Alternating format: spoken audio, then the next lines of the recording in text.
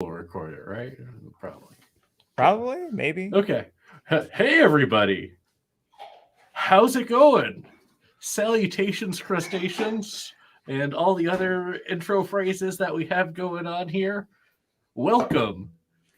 Oh, we got 24 people already. Looks like we got a good crowd going. All right. Welcome to the end of 2021. We have all released our top three best and worst bases, or top and bottom three bases of 2021. We've released our videos. I have abstained from watching anyone's videos except for half of Amps because it was early in the morning and I was really tired and I'm like, oh, a new Amp video. He couldn't resist those luscious locks. Oh, wait. Whoopsie daisy. Spoilers. Yeah, so have to be honest there. I did watch half of Amp's video, but we're going to go alphabetically, and we're going to start with Amp. But let's chat a little bit first. How's everybody doing? How has your holiday season been going? Doing so good. This holiday has been amazing. It's 2 a.m. for me here now, so I'm feeling nice and pepped up. Bless you for staying up on my account, because I know I was the one guy who couldn't get off work earlier. And I couldn't get off my late shift in bed. So you took a nap before you dropped in. But yeah, amazing Christmas holidays. How about you guys? Can't complain. Yeah, it's pretty good. Quite good. Oh, let's see who we got here in the chat. We got Guy Viola. What's going on, Guy? Beard of Doom in the house. Hey. Super mod minion. Bully has the minion. Bully, bring it out. Let's see it. Go on, mate. Get it out. The modded minion.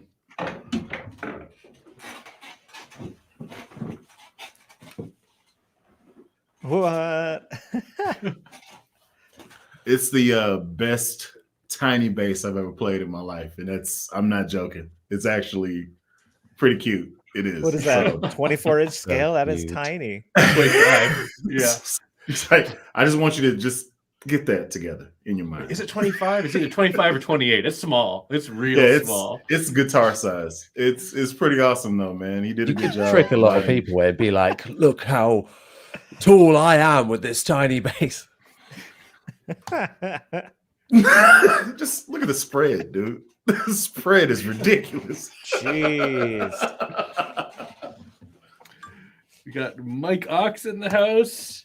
Eddie G. Wait, Mike Ox? The Mike Ox. Look, his name is right there on the bottom of the screen. Not just any Mike Ox gets on the bottom of the screen. Your Cox. This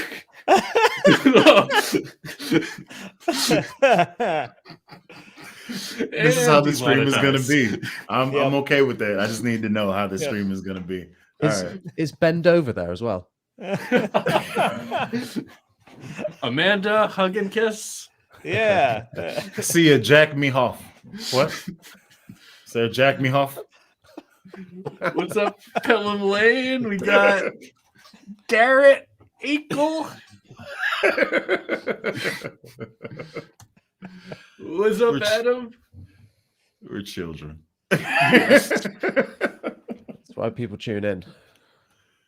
I really grow up. Can't make me. So before we begin looking at everyone's videos, I just want to go around and just talk about the process of making the videos for everyone. How was it? Let me know your thoughts. It was a lot of fun. I found it weird going back because the assignment was top 3 and top worst ones that you have played or haven't played, and that opened up like a whole realm for me because I feel like there's loads of things that come out this year that I haven't necessarily played but really wanted to. So that was really cool. Going back and thinking, but it made me realize how long this year has actually been, because I was like, oh my god, that video was only like 9 months ago. That feels like it was like 3 years ago. So yeah, it's been a very therapeutic process, I think. On my particular one, I only did basses that I actually put my hands on, because I didn't want that option to be open, because I would never make a video because I'd have to go do research. Like, I don't like this. Then I compile a list of like 10 basses, then whittle that down, and then it was too long a process. So I was like, you know what? I know what basses because I've been to Guitar Center or a bass shop maybe 5 times this year, if you don't include NAMM. So I know what I've put my hands on, and I've been there for, an hour or so. That's how it goes. So I was like, I'm just going to use my experience to do my list of stuff. So it wasn't that bad. Like, once I got going and I had my list, everything kind of flowed. But getting the list together and how I was going to do it was kind of nerve-wracking. But yeah, that was me. Yeah, I know I had a really, really hard time coming up with basses that I didn't like, because almost everything I played this year was great. Yeah, that's so true, because like normally, I think I kind of touch on it a bit in my video, is that normally when I try and get basses to get on the channel, it's normally something that I think I'm going to like or that I want to play. I'll very rarely get something because I think, oh, this is going to be bad. I'll only get something if I think it'd be bad. It's only because it might be interesting, or I'm interested in it. So yeah, I agree that coming up with things that I'd played that I actually actively disliked was a challenge. But yeah, I enjoyed it. Awesome. Yeah, I struggled in regards to, there was a certain item, I'm not going to spoil anything, but there was a certain bass which got a lot of hoopla on the Talk Bass forums, but I had never played this one, but it cost a pretty penny, and a lot of people were pretty up in arms about it for a little while. And I'm like, should I include this? But I don't want, that's just a small vocal minority that I don't want to like. But really, we're bass players, so we are a small vocal minority. But it's like a small minority of a small minority. It's just like, you see how this goes. At some point, niche. It's super 3 niche. people. It's 3 people at a coffee shop. It's 3 upset people at a coffee shop. At a coffee shop, eating what do you call it? Scones, and I feel like I always want to say scones on something, so I got to do that. Thank you, Dibble. Appreciate that, Dibble. Thank you. So I think we have quite the audience already at almost 80 people watching.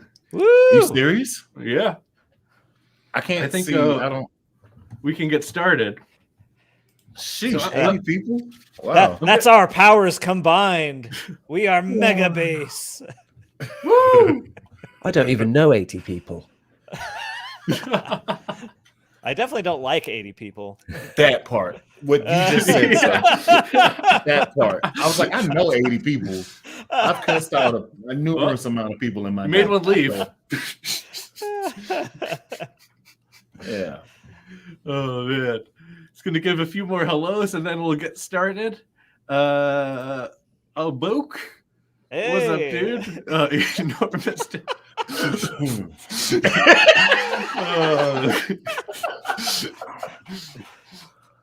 And the channel's gone. What's up, Gary? That's awesome. Adam S. We got Bearded Doom. We already said hello. DV8 Shredder, what's going on? Mark Blackstad, hello. Hey. That's a pretty awesome name. Peter Vroom. Oh, hey, time out. What's going on? Sarek, can we talk about it? Is that on anybody's list? It's him? Yeah. Okay. As you were. Oh, okay. We'll get to it when we get to it. What's up, Kelsey Grammer? Kelsey Grammer? That's definitely not Fraser. Let's see. What's up, Murray? Mr. Hey. Andy Murray. Wow. What's going on, Tracy? How you doing? The hot place to Road be. King, hello. Just like hell. Proper S, also known as Proper Skank. What's up, proper man? Drop it It's in. funny because that's his what was it, Discord handle or something? And it's funny when we did a Discord giveaway, he put that in, and just like when we were calling out the names, I'm like, oh, proper Skank. Good job at staying proper, bro. That's a reference to ska, am I right? Yeah, of course. You would hope it's gotta so, be. but You gotta be. you don't know his life. I don't know. I'm proper skank all day. Skanks and skeezers, baby. Get it how you live. I like it. What's going on, Angel? But what is a bird? What's going on, Anthony? You might as well be talking about some Valenti stuff. Trying to read quickly. I'm not a fast reader. I'm not. You played like what, 2 Valentis on your channel, right, Lau? 2, and we got some more coming as well. Mm. Borrowing. Thanks. Okay, Nino. talk to me. Talk to me Nino's nice. the man. I really like. I don't know. After New Year's, we'll be doing all that stuff. I'm just trying to get through the next week. I can do it. That's me. Just trying to survive. Though. Dude, I feel like week. as you're reading these, more and more people are going to stack up, and we're never going to get to it. This is true. This is true. Any others? Christopher Vale, what's going on, dude? Abok says he likes your Ibanez, Jonny Dibble. It's. I finally was brave enough to put it up on my stand because I thought it might be too heavy and it will all come crashing down. But it's been Takes the okay. whole- Yeah, that's my biggest fear in life now. Who you telling? Yeah, I was gonna say that's I quite put the the rack shelf there. up. That's the Hey concern. man, Oh. it looks like rivets. I got so many freaking screws in the wall. I'm not taking no chances at all. No, I went overboard. Okay, I think we're ready. Let's get started. So I am going to go ahead and share my screen. Where'd the button go on the StreamYard? Hey, kid, I'm a computer. Stop all the downloads. Oh, here it is. Share. Way down. Share screen. Screen 1. System audio. Boo! Hey, We're all on the who's that side. guy? Look at this guy. We're going to remove. Okay, look, we got everyone over here on the side. You guys know what people love more than eating junk food and watching rubbish?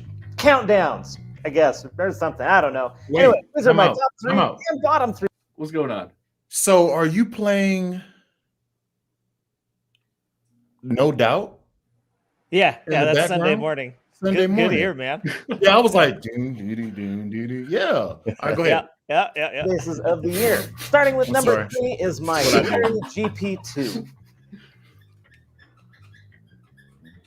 Talk enough. From an objective standpoint, this is not a great bass. It's a cheap bass. That's just what it is. The tuning machines are sticky and bad. The strings that it ships with are kind of gross feeling. And there are a ton of little fit and finish issues all over the taco. All that aside, though, I think the actual what's biggest Taco? issue with this bass, What's happening? any of that stuff, it's His the dog. neck. For a bass Oh, okay. for beginners, this thing is just so chunky and unwieldy. And bear in mind, this is coming from a guy who really likes P basses and 5 strings. So when I say that this neck is a lot, know that it's a lot. However, when you consider that this thing is less than $150 shipped to your door, it's kind of hard to stay mad at it. I mean, look at him. He's doing his best.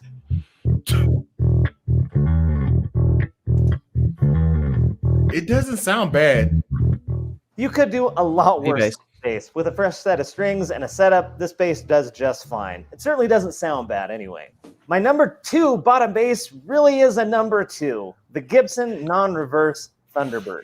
Oh, Gibson. Why do you hate bass players? Now, of course, I didn't buy this bass. I just tried it out in a store, but it was just so memorably bad that I couldn't not bring it up. Like, I really wanted to love this bass. It just looked so cool on the wall. But the minute that I grabbed it and picked it up, I just thought, oh no. Like from the moment that I set it in my lap, I experienced that neck dive that Thunderbirds are just so infamous for.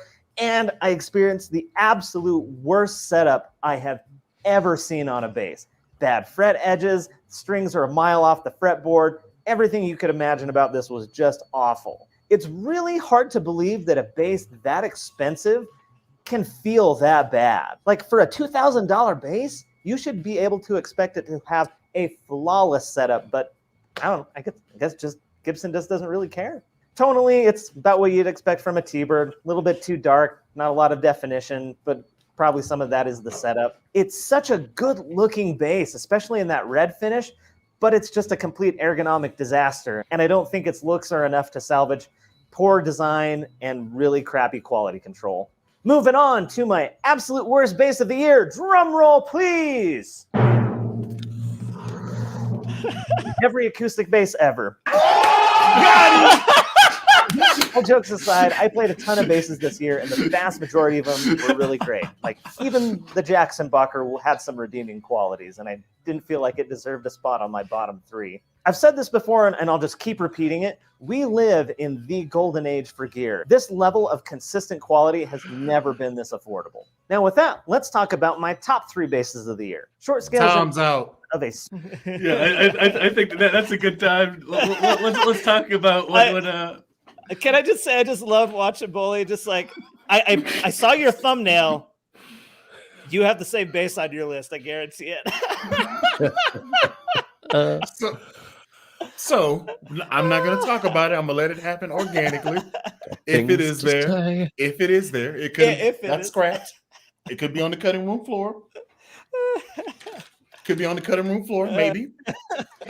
But you did you hit a direction that I did not, and I agree wholeheartedly. I don't know you, Broham, but we need to have some conversations. I agreed. you came with the gusto on the end. He's just, you know what? Screw the whole list. Every acoustic guitar bass ever. Period. I don't like them. I'll like shut up. But what do you do with it? It's big. It's not loud. So you need an amp, and it's huge. Yeah. Get you a freaking calabash. I don't think they sound that good either. I have an acoustic upstairs in my living room. It's the Epiphone Master Built. It's not loud, but it's also strung up with flats. And I think that's the key, because those bronze, copper, like acoustic strings that make your fingers smell, and they're so bright, and it's just like grating on your soul. You can't do anything because you hear all the string noise as you slide up and down the stupid thing. So don't try to do. Okay, number one, slap. I'm out. I can't slap it. I slap guitars. You telling me I can't? Absolutely not. Serial slap of this man. It's my impression of an acoustic bass. Boom, boom, boom.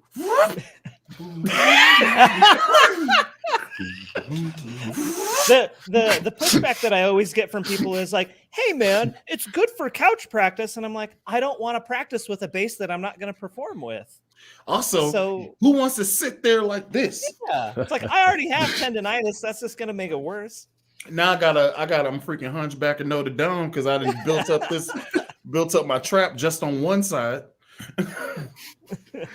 Thank you, Adam, for the Porch Jam shout out when I lost power and I shot a cell phone video with my acoustic because I'm like, oh well, something.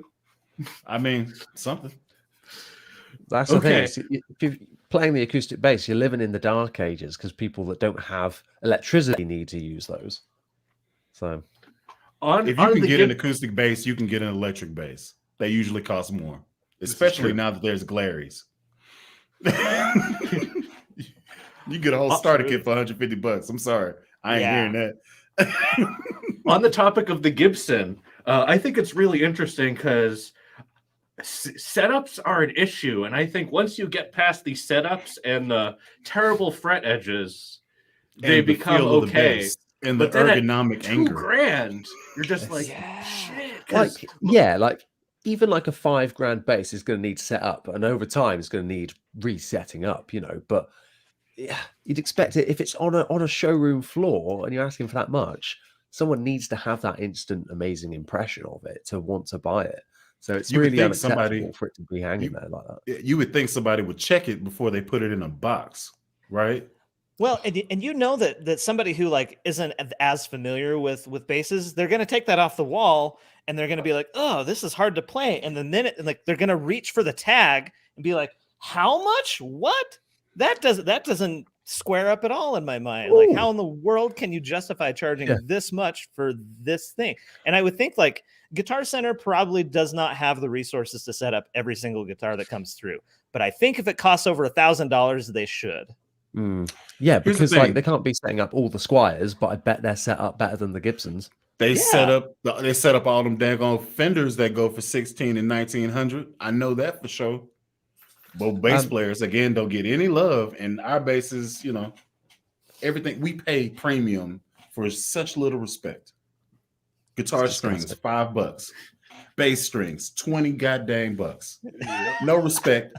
If I suck and I play bass, the band sucks. You get what I'm saying? Yeah. If a guitar player sucks, but the drummer and the bass is on point, you could possibly just turn the guitar player down and just get down. You get what I'm saying? That's just, in my experience, I've turned people out. Pull the cord. Get the hell out of here, boy. So let's continue with his. Sorry. top Go three ahead. best. Surge in popularity this year, and the absolute best one that I played was the Gretsch Junior Jet 2. The dual humbuckers sound really, really great. The controls are nicely laid out, and it's a really comfortable bass. And I think it just looks really good. Like, if I didn't already have my pink Mustang for my short scale, I'd have one of these. Amp. Dibble. It's an absolute steal at $300, and if you're even remotely considering a short scale, this one comes highly recommended. Now, maybe it was because I had fairly low expectations, or I just had this, preconceived notion that I don't really care for humbuckers and active basses, but my number 2 bass of the year is the G&L L2500. Hey.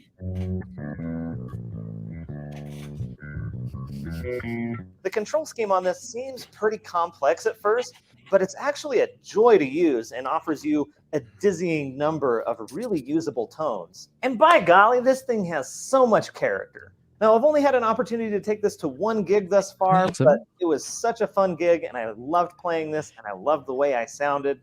Excellent bass. The one thing I could knock it for is that it is by far my heaviest bass. So if you're planning on picking one of these up, get a 3-inch wide strap. It'll make a world of difference. This year, I treated myself to quite a lot of bass purchases, but none were quite so extravagant as my number 1 bass, my Sarek Lincoln.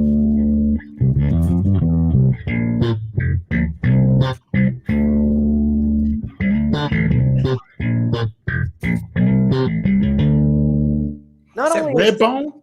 an absolute work of art, it plays like I've owned it for years, which is pretty impressive considering that I have not touched the setup on this thing. And it's even more impressive when you consider that this was built in Chicago and then shipped to Salt Lake City, which are 2 completely different climates. Thing hasn't budged. It feels incredible. Jake Sarek and the crew over there really know what they're doing, and I could not be happier with the bass that they built for me. It is by far my favorite bass to play live. The tone of this thing is just so pristine and clear, yet still vintage feeling. I mean, sometimes you just really do get what you pay for. All right, guys, that about wraps it up for me. Let me know what your favorite bass of the year was down in the comments, and I will see you on the next one. AMP out! I want to hear it Again. again. Friend. The The Sarek. Sarek. Play it now. Yep. I'm about to I watch. love I'm gonna that. watch the stream again. I need to hear it again. It's a good time. That bass, man. I was never really into Sarek's before you got one. I don't even know what I'm model a brand ambassador. What model is that? Can I get? Is it possible Yeah, for yeah. mortals to get one? So that is just their standard Lincoln, and the dual Sarek pickup option is probably one of the more common ones that they do on that. When I was talking to him about the build, I was like, I'm a huge P bass guy, but it'd be fun to have a little more, and that's just what he suggested. So, yeah, it's there's nothing like too crazy about it as far as it being a custom bass, other than like gold hardware. You say that, but that slap tone was like, I do enjoy. Well, my signature, it's down there. My name's covering it, but I'm a P. I'm a P-based person, just in case you didn't know. Hey, there you go. Right. He's got 3 Ps. Yes, I do. They're big. All right, so I'm really quick. I gotta shout out bassiest. That's my my bass teacher. Hi there, welcome. Notice me, senpai. So let's talk these choices before we move on to the next video. So Dude, Gresh I Jr. promise Jet. I'm not going to Oh, interrupt the next videos. I'm just going to shut up and just feel my What's feelings up? by myself. I'm done. Go ahead. Oh, I thought you were saying that to then say okay. No, I'm just saying so- because I know I'm making this long. I'm sorry. It's all good. The Gresh Jr. Jet. I think that's a good choice. I've yet to get one down here, but I've got. I've played them in shops and they seem like great values. I hear people talking that the tuners could probably use replacing if you want to like long-term beat on it, but outside of that, like it feels good and I'm excited to try one out. I know you two have them, right? I boy. don't Or- own one. Just played one in a store, and I keep coming back to them too. And what's funny to me, it's not just like that one Gretsch that I tried was really great. Like every time I go in there, they usually have 2 or 3 of them, and they're all fantastic. There was like some kid playing one in there the last time I was in, and I was like, buddy, buy that bass. It's like the best bass in this store. And he's like, really? It's only $300. And I'm like, I know. Get it. They're insane. When people are like comparing it, I get a lot of questions about on that video about like, oh, I'm thinking about getting this or the Squire Mustang, and I'm like, no, get the Gretsch.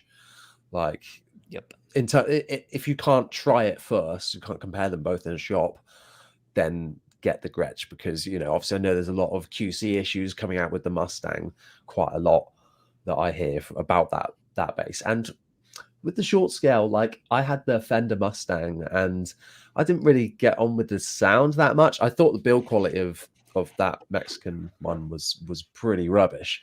It would have been in my top 3 worst. Spoiler alert, it's not, because that was last year. But yeah, so I kind of got put off short scales a little bit because I was like, I don't really like the tubby kind of tone you get from them. But then I loved it when I got it, and I haven't considered selling it, and that's rare for me because normally they go through the ringer. I'm like, nah, I'm done with it now.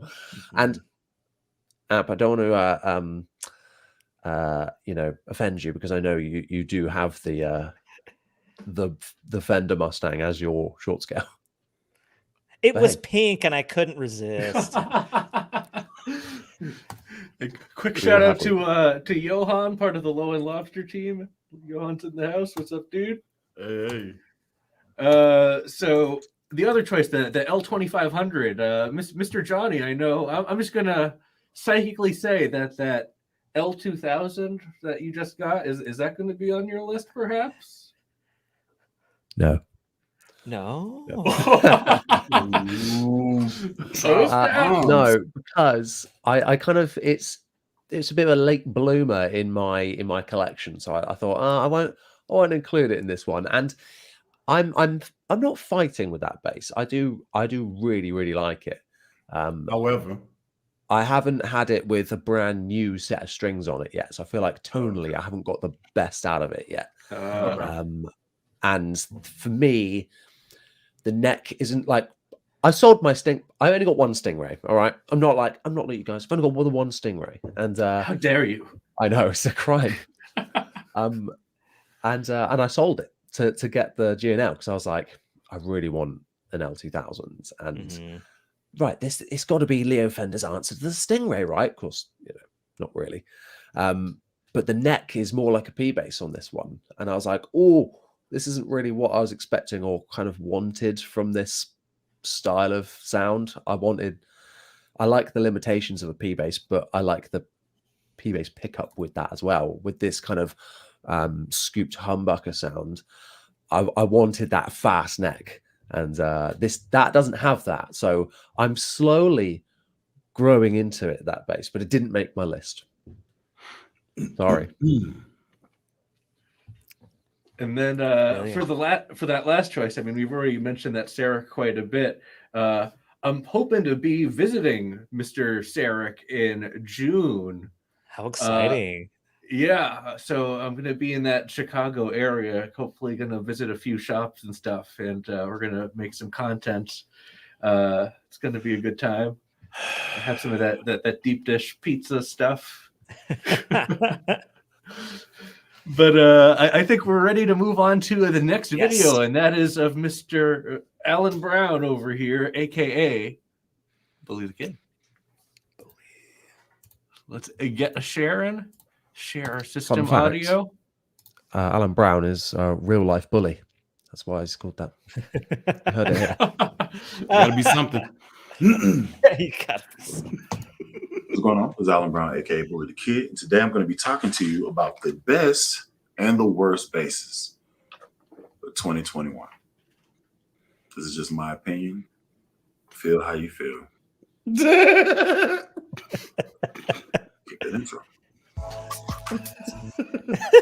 Kick that intro. How can anybody be mad at an opinion? Come on. Dude, I had to say it. Cancel Bully. You can cancel me. I'm coming back, baby. Give me your lunch money and your chocolate milk. All right, so this is how we're going to do this. I have a top 3 best basses, in my opinion, and then a top 3 worst basses. Could be anything from aesthetic, how I feel, how I played, that specific bass, but this is my opinion. And every bass on this list, I've actually put my hands on. So I actually, it's not in theory. This is what I found. This is what I felt. So, start with number 1. The Dingwall NG 5-string. I'm gonna probably have a picture of it. It's gonna be over there somewhere, hanging up there. Just aesthetically look. Is this the third worst or third best? This is best. This is best. Okay. This is best. Looking at the bass is stunning. I had the pleasure of playing it at NAMM. Didn't really get to record any of it or anything like that. Dumb me. But it felt great. The G string was a little bit low and looked great. You know what I'm saying? Nice. It was a good time. So I'm going to put that as my number 1. Now, keep in mind, this isn't in any particular order. This is just me listing the basses that I did. Right? Fair. All right. So we got number 2, the Fender American Performer. Now, I have my Fender American Pro 2s, the jazz bass and the P bass, to actually compare this against. Again, I didn't have anything recorded. I just kind of dropped into a Guitar Center somewhere random in Texas, and they just happened to have this bass. I got to put my hands on it, got to play around with it for a little bit. And I think this bass is worth the money. I played it. It's one of those basses where you play it and there's nothing really that you need to upgrade on it. Everything is pretty dope. I do a whole bunch of heavy bending whenever I play or whatever, and it stayed in tune. The headstock on it wasn't too heavy. The tuners on it, everything was well balanced. Everything felt, like it was mine, like it was played in, like I was free reign to do whatever experimentation on the fretboard I wanted to do. And that is one of the drawing factors to all of these 3 basses that I'm saying. Once you take the feel out of the equation and you can just get down and not have to worry about what's happening on the fretboard, then true expression can then come out naturally. So I picked up those last 2 basses and just went to town on me immediately. So to me, I just put a bookmark there. And Fender, if you're watching, They are. But I really, really, really did enjoy these basses. All right. Coming in at number 3, the Jackson Pro Series Spectra bass. Now, I'm going to say this. Yes, I did say Jackson, and I said Jackson on purpose. This bass is a complete sleeper. I think it's coming in at around $1,000 for the 5-string version.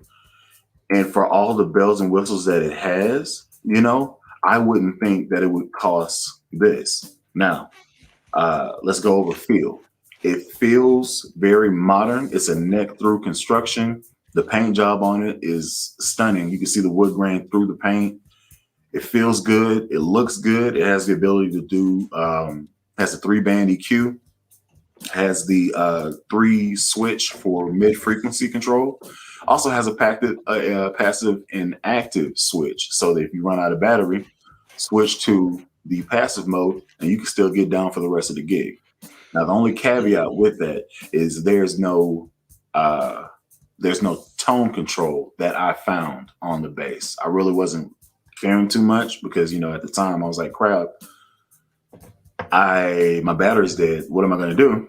Flip to passive mode, and I was able to play for the rest of the service. So it wasn't really a big thing to me. I normally play with the tone fairly up, so I never really do any deviation or anything like that. So it wasn't a problem in that instance for me.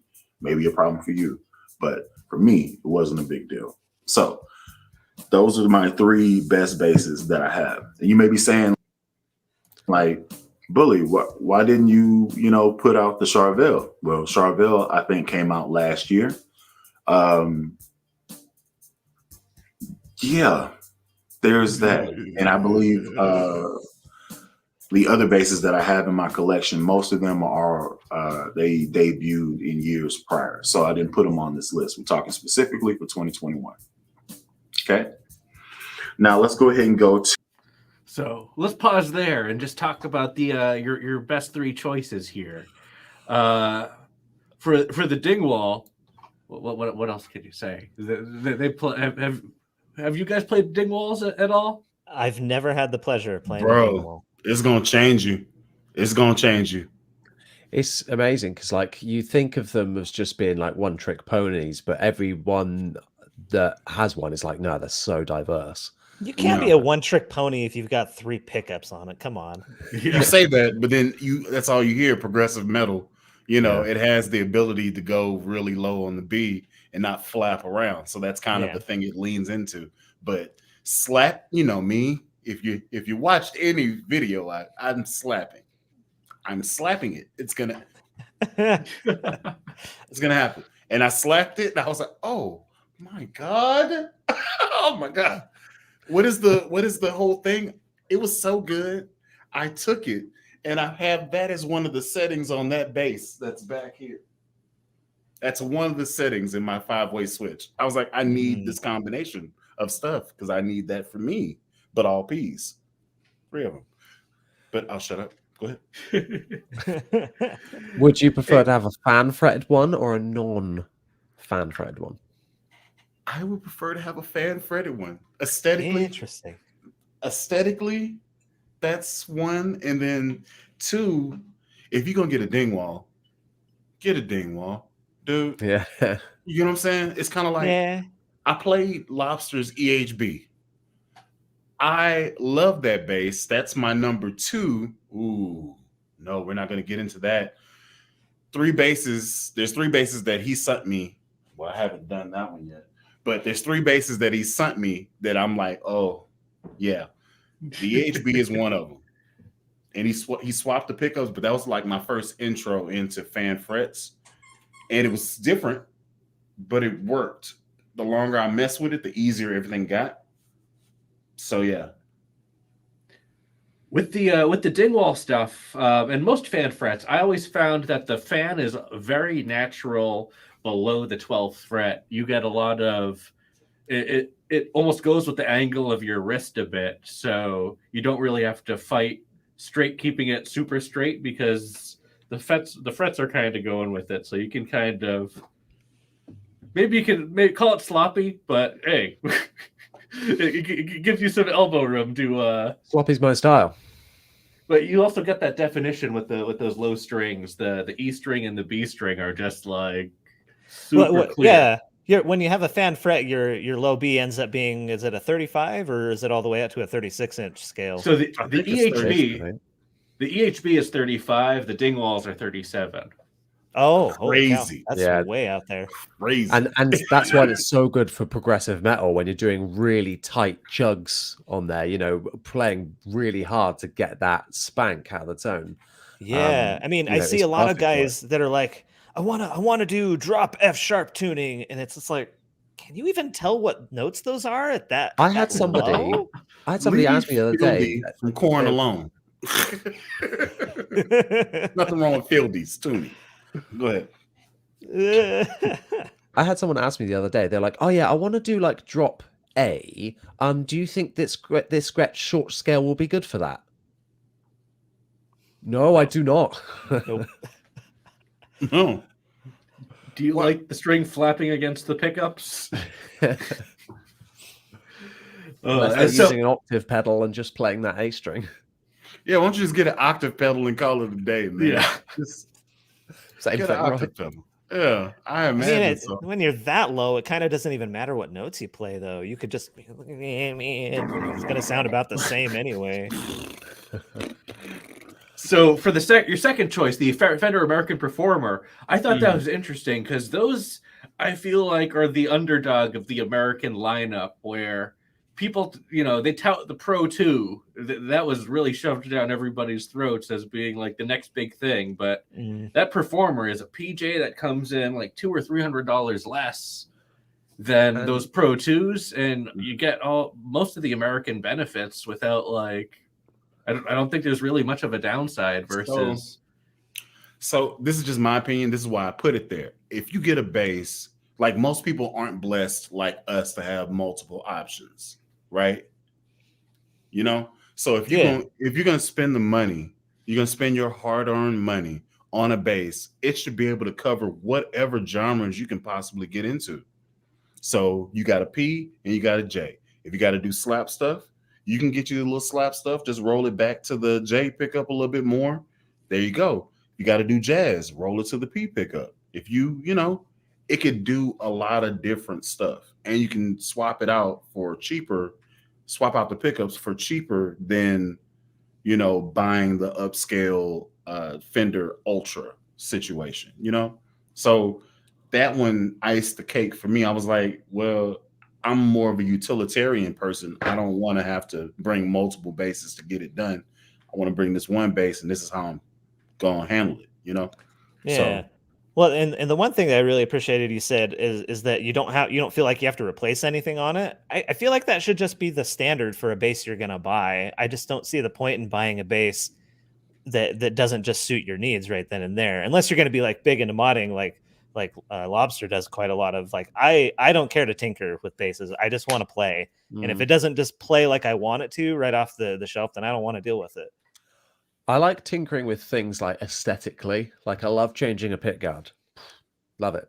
And like putting on a different bridge maybe. But in terms of like pickups and changing things out, yeah, I'm a bit the same as you, to be fair. Like I just want it to work. Oh man, there's so many options out there. There's so much nastiness. Listen, Lobster did a whole modding series on the Stingray, and he just bought a whole bunch of them, or he had a whole bunch of them and did a whole bunch of different options of comparison, pickup, and preamp.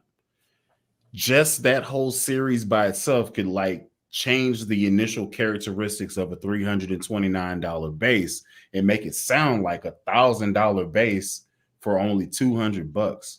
And that's genius to me. So I was like, I take the Glary, right? You take that Glary exactly how it is, shave the neck down, okay, and then put in a quarter-pound pickup, you in the game. That's $50-something. Yeah. And you've paid maybe $200 total for the whole thing. You need to put the tuners out on that thing, though. Those tuners. Those tuners. That's also true. But okay, so you pay $40 for the bass. You pay $100 for some hip shots or something of the like, and then a $60-$70 pickup. You have a gigging bass that sounds good naturally, even before the pickup gets swapped for under $300. That's the only thing I'm bringing. That's the thing. You hit a certain price point where you start paying for labor costs and country of manufacture. There's that whole argument, and you start going down that rabbit hole. Yeah. But yeah, if you can do it all yourself and source the parts yourself, then you're laughing. This is true. Like I have a video. I haven't even shot it yet, but I was on a tone quest about 10 years ago trying to find like the perfect bass tone that doesn't exist. But A I ended tone. up They say it doesn't exist. I ended up settling on a jazz bass, and I made like a Warmouth jazz bass, and I resurrected it recently, and I'm going to be doing a video on that. But I forgot where I was going with that. Shit, I lost my train of thought. God damn it! Perfect. Modding Tone Quest Medieval Journeys a loot. No, it's gone. Woo! that thought's gone. Your first choice. Let's talk about that real quick before we continue with your video. The Jackson Pro Series. How many of you guys have played Jacksons? I've played that very bass. It's a nice bass for sure. Yeah, I can't say that I'm a fan of the look of them. Like I don't really like the fancy tops. I like just flat colors, but like it is a nice bass. yeah. I've not played the Pro Series. I've only played the not Pro one. It's The amateur one. It's not the it's not the same. it's not the same. But okay. Yeah, but even then, like I can tell by the quality of the rubbish ones, you know, that I was really impressed with that bass. It was super affordable, 35-inch scale. The B string was nice and tight. The preamp I really enjoyed as well, because I'm always really wary of complicated preamps in affordable basses. I'm like, oh, this is normally where a lot of the money is skimped on, so it's probably not going to be that good. And I was you know, floored by it because I was like, oh, this is so much better than I thought it was going to be, and it was actually super usable. So even from that perspective, looking at the Pro Series, I just know it's going to be insane.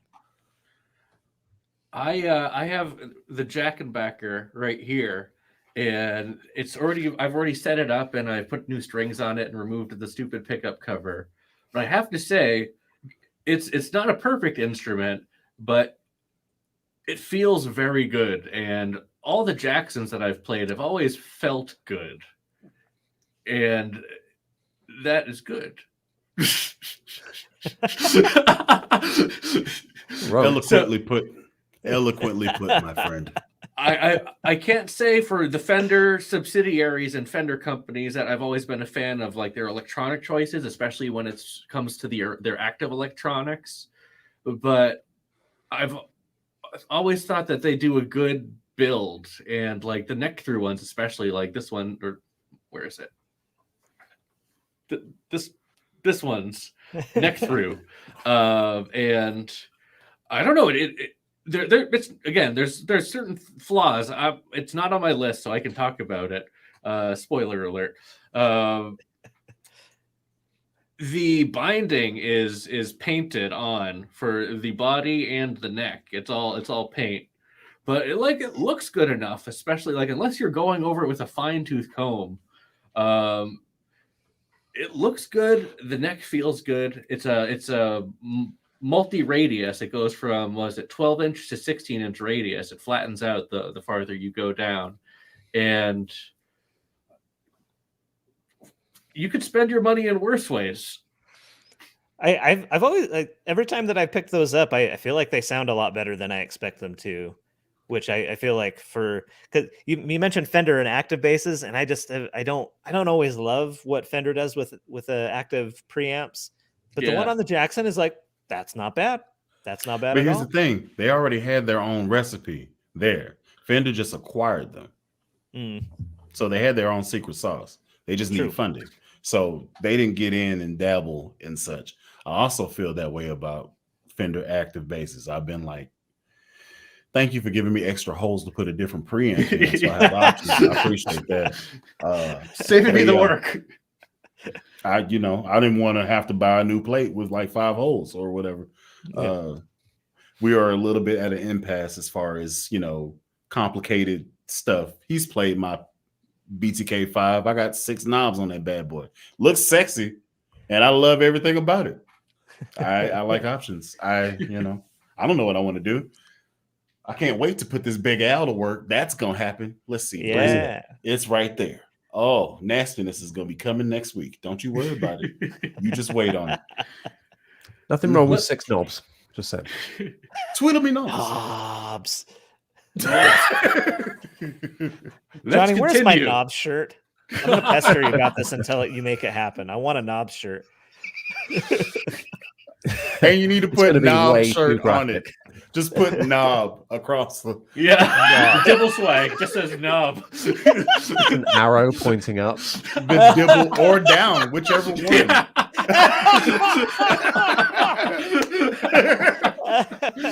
Oh, that's good. The dibble knob.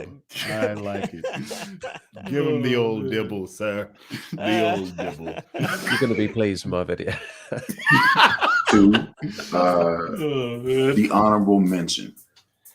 Oh, this is an honorable mention. Ibanez EHB 1005 MS-EMM. Now, you've seen this on the channel. I played a EHB 1005 multi-scale MS. It was LowEndLobster's Seafoam Green bass. This bass, it's balanced great. He did the swap with the Aguilar pickups that sent it to a whole nother level. I actually like this bass. The only problem that I have with it is I would have to figure out some way to hang it. Or maybe it'll just be a dedicated stand bass because there's no headstock for you to grab onto. So it's kind of a little bit weird in that. But it's a headless bass, so it kind of goes along with the territory.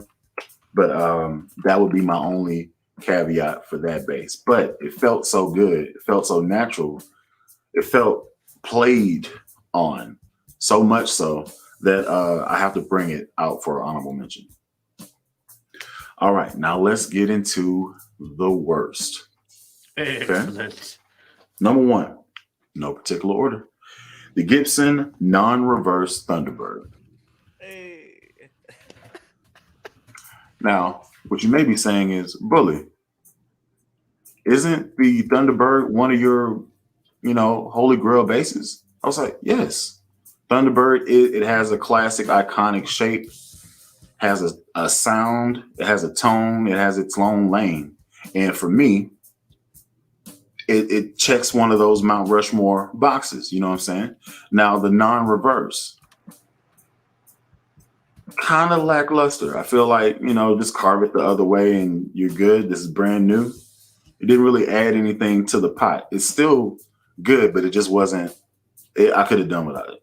That's just my personal opinion. Aesthetically, it looks okay. I can see the appeal in the non-reverse because it's, a little bit more unique than the traditional, but whatever. So there's that. Then number two, we have the Gretsch 5440 LS. You're gonna see the picture.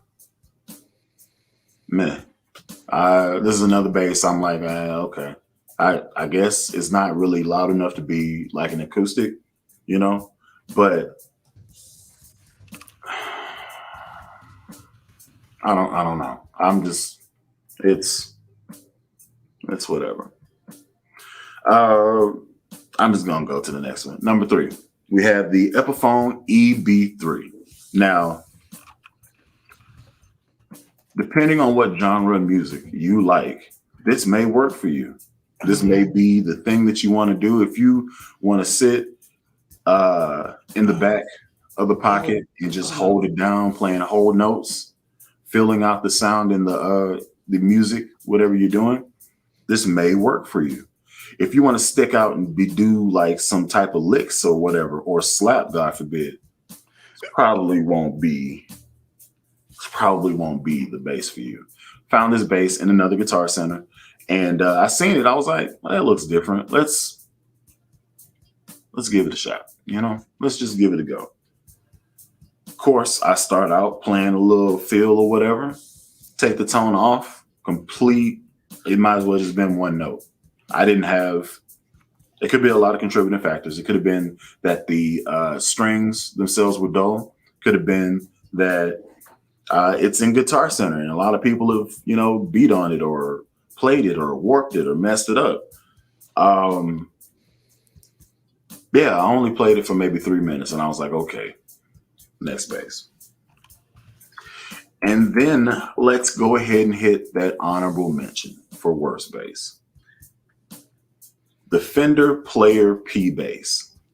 Now hear me out. To me, the Fender Player P bass is a more expensive Squier. You can get the exact same tone, sound from buying a Squier Vibe and then swapping the pickups. Does it warrant $400 extra just to put a Fender badge on the top headstock? In my opinion, no, it doesn't.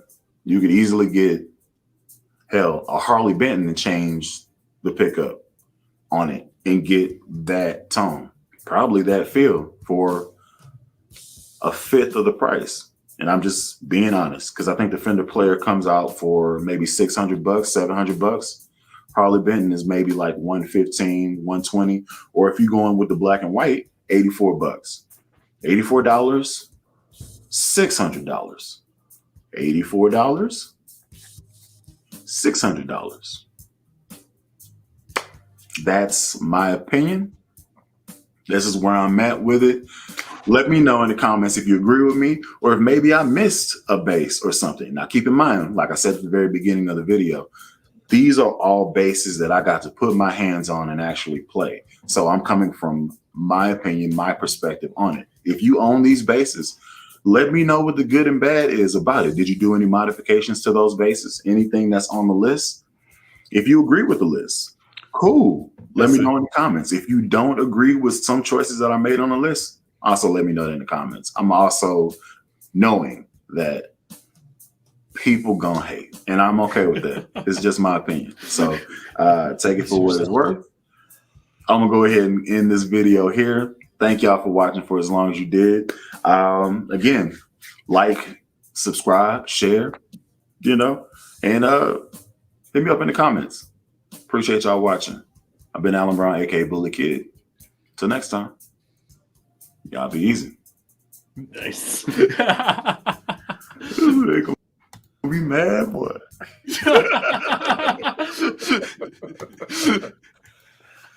Hey yo, Very nice. One of the people said, another YouTuber said the EB3 has two tones, mud and shite.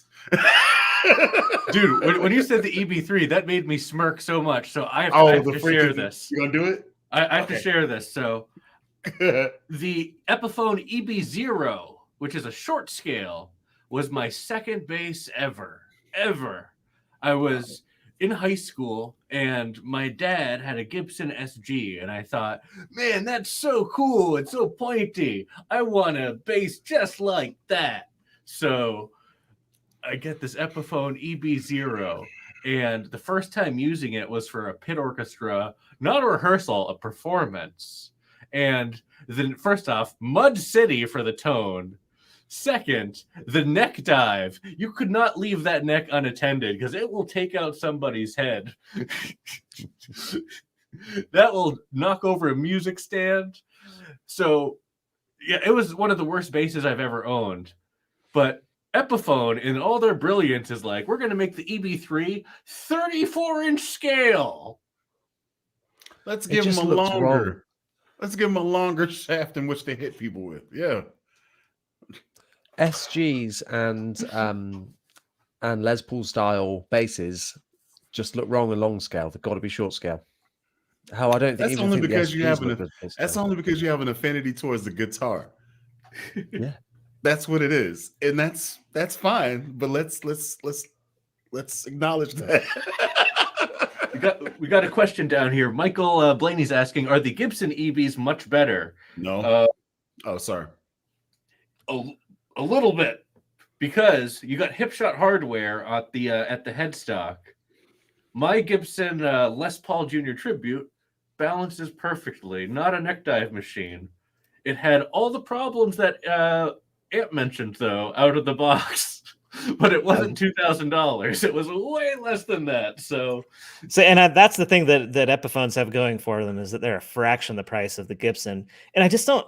The ergonomics of it are just what's killing them right now. Because it's like, on one hand, like, Gibson needs to make those instruments work for people who actually want to play. but they don't want to sacrifice like the traditional aspect of it, because that's a big part of like what's carrying them. I think at this point is people like that look. They're kind of caught between a rock and a hard place, I feel like. Yeah. So Thunderbird is one of my Mount Rushmores, right? Okay. Mhm.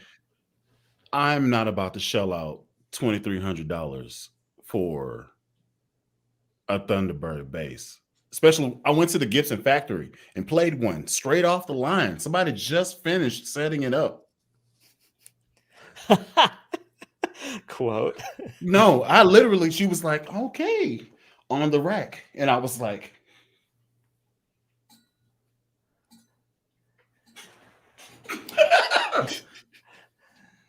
No. Send it back, please. what is this? And Erica just seeing me, my wife, Erica, she's watching me starting to spool up. Because the Gibson store was like 50 guitars deep. They had a Steinberg bass and they had an EB3 bass. Or an EB, whatever it was at the time, bass in the guitar shop. 2 basses. That's it. Nice. I think that 50 kind guitars. of sums up the problem. I was, which is why I ended up doing the whole, I'm about to slip away and put my hands on this bass right here. That I was like, I want the juice. I'm about to touch that one right there. I'm gonna touch it. Distraction. Touch it. Anyway, true story. It happened. Erica was looking at me. Oh shit. He's gonna get kicked out. I don't give a fuck. It's worth it. Excuse my language. That's the thing. You think with such a small catalog of basses that they produce at one time, because what was the Reverse Thunderbird the only new bass that they've done? Yeah, recently. Right now, there are only 4 basses that you can get from Gibson. They have like their Les Paul short scale, the 2 T-Birds, and the EBO or whatever it is. And You'd think they would be cream of the crop. Like, we've only done 4 constant. These are 4 absolute killers, but no. It's this is before they was going bankrupt. So this, just gonna throw one that nice out thing there. about the SG shape though is that if you're really dedicated to it, there's products out there that will help you relocate the strap button. Don't do it. Don't do it. Don't do it. Actually, no, we got to tell that. So just refresh that story. So at the NAMM show, the product will go unnamed, but it was essentially a little suction cup that goes right on the horn of the upper horn of the SG. It like went around it and was supposed to just be suctioned on there, and it would hold the strap in place. So it would relocate the strap button on there. So instead of being on the back, it was now on the upper horn. Better ergonomics and stuff. Great. And the guy was touting how secure it was. And it was me, Bully, and the rest of the the whole team. Chris, Dale, Johan, the rest of the LowEndLobster crew. We were all standing there. This guy is holding this SG by the strap. This is going. Shaking it. And oh no, it was violent. He started a little bit, then he saw your face. He saw your face, Bully, and you were terrified. And he starts going harder. And he starts going harder. I told him, like, no. I actually said this. I was like, hey, real quick, you ain't got nothing to prove. Just, hey, it works. You're like, stop it, dude. Stop. No more. And he's like, he was feeding off the energy. He's like, no, there will be more. And then, boom, there will be blood. Off. The headstock guillotines down and the neck explodes. I throw a smoke pellet and disappear into the curtain because I don't want to be blamed for any of this because I was the voice of reason. Once again, black guy says, hey, this ain't a good idea. White guy's gung-ho, let's get it. Yeah. But the booth was right at the exit of the hall, and it was at the end of the day, everyone's finding their way out. And you know that bit of it from Inception where like the guy realizes he's dreaming and then everybody turns and looks at him? It was just like that. Everybody turned and looked at the booth, and the guy's just like, "Oh, we have the bass too." And he grabs the strap, and we're like, "Nope, bye, we're out of here." Oh, man, no. that was a special Number one, day. okay, let's bring this guy up. I seen this. Mark Blankstad. I am the voice of reason. Okay. I've never led anybody astray. Okay. If they don't listen to me, I beat them up. Hence, bully. That's what he says on the tin. Oh man. The minute you started explaining it, I knew how that story was gonna go. Dude, I seen it happening, and then it happened. We don't ever want to be there for that. But it happened. No. At least it was that bass that exploded, though, right? It's okay to beat up on Gibson. We're punching up. Was it an Epiphone? It was an Epiphone. It was an Epiphone. Yeah, it was an Epiphone. It was a nice Epiphone SG. It was one of the That makes it only slightly less bad. Yeah. But here's the thing, though. If you explode a Gibson, you're hurting. Because that costs you 2 stacks. Yep. Oh yeah. Then you're calling up your guitar tech buddy. Hey, how much super glue you got there, friend? You can't. Jesus and all his disciples can't bring that bad boy back, man. That thing's done. How do you feel about headless conversions? Headless short-scale conversion is the only way. How do you feel about necklace conversions? Yes. That's the next step for the Joe Dart bass, right? They took all the knobs off it. I think Yeah. you'll just get rid of the neck next. Who needs it? Just the body. Yeah. It's portable. Shred neck. It's Shred portable. It's a travel bass. Let's work on slapping. I like it. Oh, man. So next up, we have Mr. Jonny Dibble's video. I'm extra excited for this one. I love your intros. They're my favorite. Yeah. No, there's no sound. There's no sound. Oh, no sound. We gotta Nice. go back. We gotta go back. I don't Fix hear it. it. Is there a Fix problem? it. No, I broke it. Here we go. Oh, okay. Fix it. All good now. Whew. Driving home for Christmas. Sounded more like the Cookie Monster. Hi, my name's Johnny, and today I hope you all had a very Merry Chrysler. Hope you all had a Merry Christmas and are looking forward to starting things fresh in the new year. I know I certainly am. 2021 has been an amazing year for bass, I think. Anyway, this year was absolutely chocked full of amazing new bits of gear for you, and I hope that Christmas brought lots of lovely bass related presents to you as well. So today we are going to be diving into the top 3 best and the top 3 worst basses this year. Now the rules are actually very simple. We're actually going to be including ones that I haven't even played. So ones that I've just got impression on, ones that I've been excited about, or ones that I've heard amazing things about. Of course, that being said, it's all kind of opinion, not facts. So just remember that difference in the comment section down below. I know it seems silly that I need to clarify that, but to some people, you have to clarify that. So I think we're going to go number 3 best, number 3 worst, like that up to the top spots, because I feel like that will be the most fun. But let's start with the worst. My number 3 worst bass of the year is one that I haven't played, and that is the Harley Benton Marquis. The Harley Benton Marquis. The Harley Benton Marquis is a new bass for 2021, and it is a bass.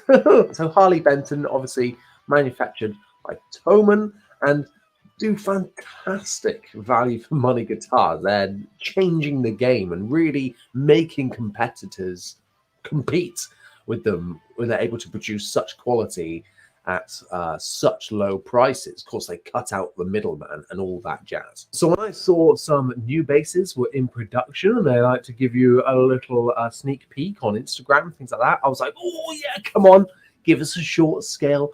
Give us a grabber or a ripper rip-off. Cover all the classics first. We want to see them. And so then when they released the Marquez, I was like, yes, here we go. What is it? Oh, it's this. Now, don't get me wrong. From sound demos that I've heard, They actually sound pretty good, but I just can't get over the looks of them. What are they doing? They look so naff with the headstock, and then it's just so ugly with the body shape. Oh god, awful. I think anyway. They kind of seem like they should have been headless basses too, with the shape of the body. Maybe that was the plan originally. Because they've got this kind of flat bit underneath the bridge, it feels like that's where the tuning pegs for a headless bass, you know, like the weird, should have gone. But alas, they're not there. And maybe it was meant to be a headless bass at one point, and then they couldn't quite work it out. I don't know. If it was a headless bass, I might be a bit more interested, because I think that would be quite cool. But body shape anyway, not for me. Fun one to start with. So going from the worst over to the best, let's change it up. Maybe we should change the color background for the best and the worst. That would have been a good idea. No, we like purple. So at number 3 for my top 3 basses of 2021 is one that I've actually played, and that is the Gretsch Electromatic Junior Jet G22202. I don't know the order of which you're meant to say that name, because I don't know what's the model, what's the series, etc. I don't know Gretsch that well. And that's why I was super interested to try this one, because it's a brand that I'd never tried. I knew that these are really popular and people said that they were really good. And I hadn't yet found a short scale that I'd really liked that much. I'd not really found one that I gelled with that much until I played this one. And it's so nice to play, and it's just exactly the kind of sound and feel I'd want from a short scale. I find myself picking it up and just jamming with it when I'm working at my desk or something, you know. It's addictive to play, and that is an amazing quality for a bass to have, I think. I don't normally like Les Paul style shaped bodies on bass, but on a short scale, yes, sign me up. I really want to check out some more Gretsch basses though since, and yeah, go and check out my video on it now. Bit of promotion. Number 2 on my worst basses of the year is one that I've played, and one that was cast on my back to like March 2021, I think it was. And that was the Red Sub SF Jaguar bass. It's a bit like Harley Benton to Tone. I believe Red Sub is GIF Music's own thing. They're not quite there yet, though. They're not quite at the quality of Harley Benton. And when I was doing my review at the time, I thought it was okay. Like, it felt all right. The fretboard and neck just felt a bit cheap, though. The tuners were cheap. The body shape is like a poor man's Jaguar, really. I suppose it is. I suppose it is that. It understood the assignment. When I was looking back through my videos to see what I had played this year. Oh, the beard. The low point, I think. Listening back to it as well, just sounds a bit gross. It just sounds cheap. It was rough around the edges, and yeah, just not one that I would recommend. And a lot of the time on this channel, I normally get things that I think are cool or that I want because I want to keep them in my collection. So it's actually rare that I'll get something in because I know it's going to be bad. I'm always up for giving a positive review, you know. I always want to do that. So yeah, bit of a letdown, that one. Maybe not quite there yet. I want to see what they do next year. Of course, I want them to improve and get better, and I'd love to check them out on GIF and music. Please, please, please send me them all. Let's head back over to the light side for my second best bass of 2021. So at my lot is a bass that I haven't played, and it's just one that I have yearned after and gone back and looked at pictures of and just thought, flippin' heck. The Music Man Bull Family Reserve. The Music Man Bull Family Reserve. What? The Music Man Bull Family Reserve Stingray 5 Special HH, or the Slugger, as they call it. And I don't know why they call it the Slugger, but you think it's because it's slow and slimy and gross. It's the opposite. Look at this thing. Oh my God. That is the best looking 5-string Stingray I've ever seen. Feel free to disagree with me in the comments. Dave, I'm sure yours is lovely. It's a Music Man Stingray. It's gonna be amazing. Somebody out there's But it freaking had out. to go my second slot because it's one of the basses that I haven't stopped thinking about. Will I ever get to play one?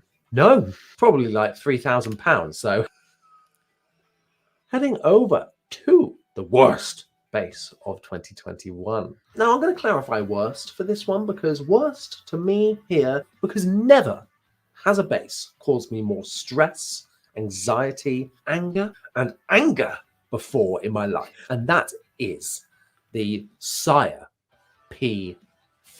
I really like Sire basses. I think they sound and feel fantastic.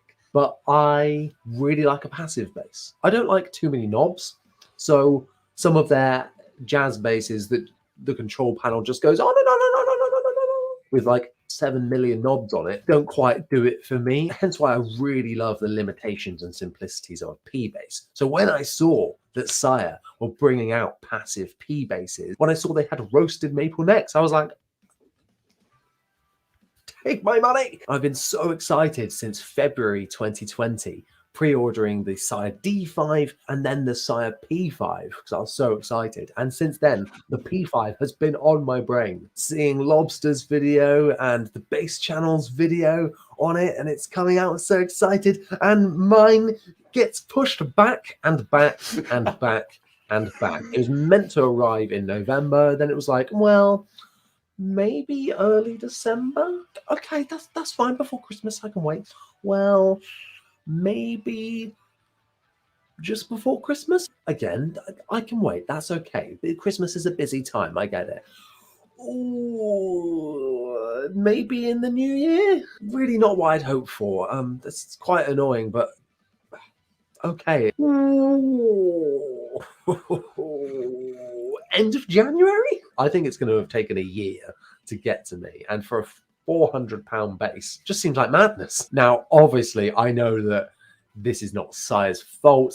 The world has been turned upside down. Manufacturing, shipping, it's all out the window. All the deadlines, everything like that. I completely understand the situation. And I'm not angry at Sire or anything like that. I know it can't be helped, but it's so disheartening seeing it on the internet with other people having it, and I'm like, oh, please. It's meant to be really good, so it's not the worst bass of 2021. Hell, it's not even a bass of 2021 for me, but it has caused me lots of stress. At this point, I'm just laughing through the pain.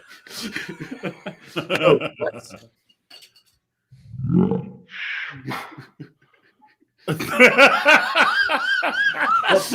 back over to the light side to the top bass of 2021. I thought for the top bass, it better be one that I have played. And this one is another eye-opener because it is the first time that I have played this brand, and I've since got another bass from that brand, and that is the G&L SB2. Sitting in the Tribute series, which comes out of Indonesia. I really like this bass. I took it to a practice and it just sang. Fantastic satin feeling neck. The matte black finish on that one is really, really nice. And it means that as a heavy pick player, you know, I can really go hell for leather on there. I'm getting no sticky necks. I'm getting no resistance from the lacquer on the body. It's built for me. I think it's awesome. The only downside is it doesn't have a tone control, but yeah, G&L is one that I'd not really considered before. I've always been a Fender person, and so why wouldn't I be a G&L person? But I'd never really played one before because they're not as readily available in your local music shop. Even the big ones here in the UK. So it's difficult to get hold of them and try them in person. It's really, really good. And yeah, I would really recommend checking it out. And the headstock comes with a free bottle opener. So what's not the love? So yeah, 2021 has been a healthy year for gear. And I'm so excited for 2022. I can't wait to see what things get announced in January. I know NAMM isn't taking place, but I'm hoping that manufacturers will still kick the year off like they always do and give us lots of new announcements. Now, for the majority of those announcements, I'm going to be covering them on my podcast, In the Pocket. So click up in the cards to go and check out that playlist and subscribe to it on Spotify and all that jazz. So let me know in a comment down below what your favorite bass and maybe what your worst bass of 2021 has been. Once again, thank you so much for watching. I'll see you next time. My dude, your editing just Yeah. Oh Yeah. my gosh. Yeah. It's so fun. Yeah. I don't even know how to do. I just want to know how to do the Cookie Monster thing. I'd use that. What? It would just be my face just popping up in the corner. I would do that all the time, dude. That's pretty much. So your video, you structured it a little bit different, so I didn't want to just pause halfway through, but I wrote down all your choices. Let's discuss your the worst choices first, because I thought they were very interesting. The Harley Benton Marquis. I agree so much with that styling. I think it is so ugly. I could not understand like people hyping it up when it first came out. It's like, what? Am I? But you got am all I, the sound clips. You got the sound clips. The sound clips made me be like, yo, okay, it makes a statement. You know me, freaking sparkle blue, gold. Yeah. I'm huge. Yes, I'm talking. Yeah. I 100% agree with the headless comment, though. I think it would definitely look better as a headless.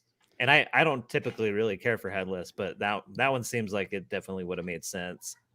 Yeah, and it's just the headstock is ugly itself anyway, you know, so just chop that off. Maybe test it out with a strap, you know, that can do that. You could transform it into that. But yeah, I just don't know what they're doing. What focus groups are they getting this information from that people, you know, really want that? Has anyone in the chat ever been in a bass focus group? I would be really curious. What is This is mean? it.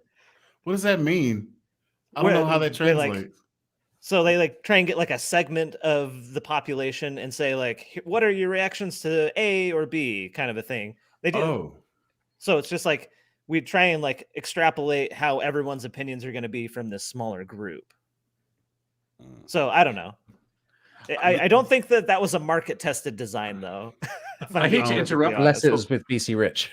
We're getting an emergency call from the designer of the Harley Benton Marquis. He wants to say something. Uh-oh.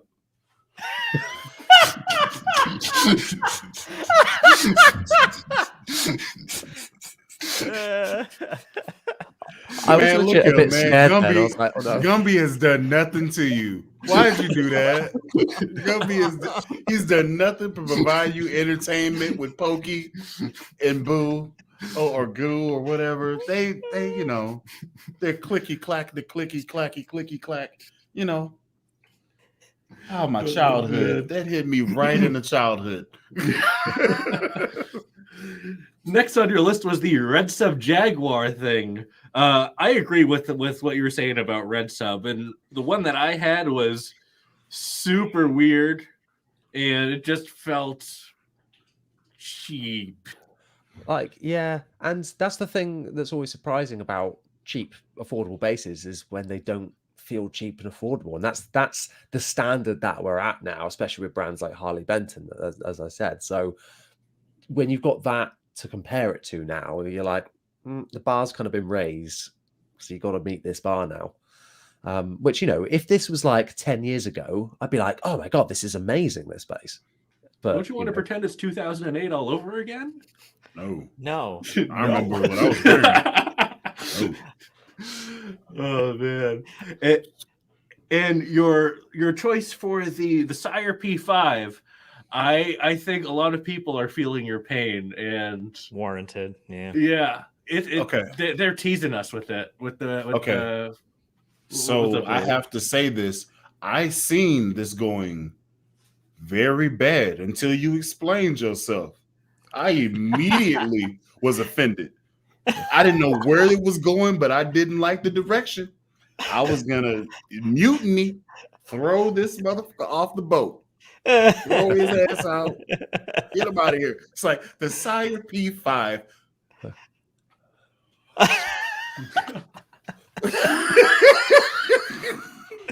Go back, look, watch this, do the timestamp.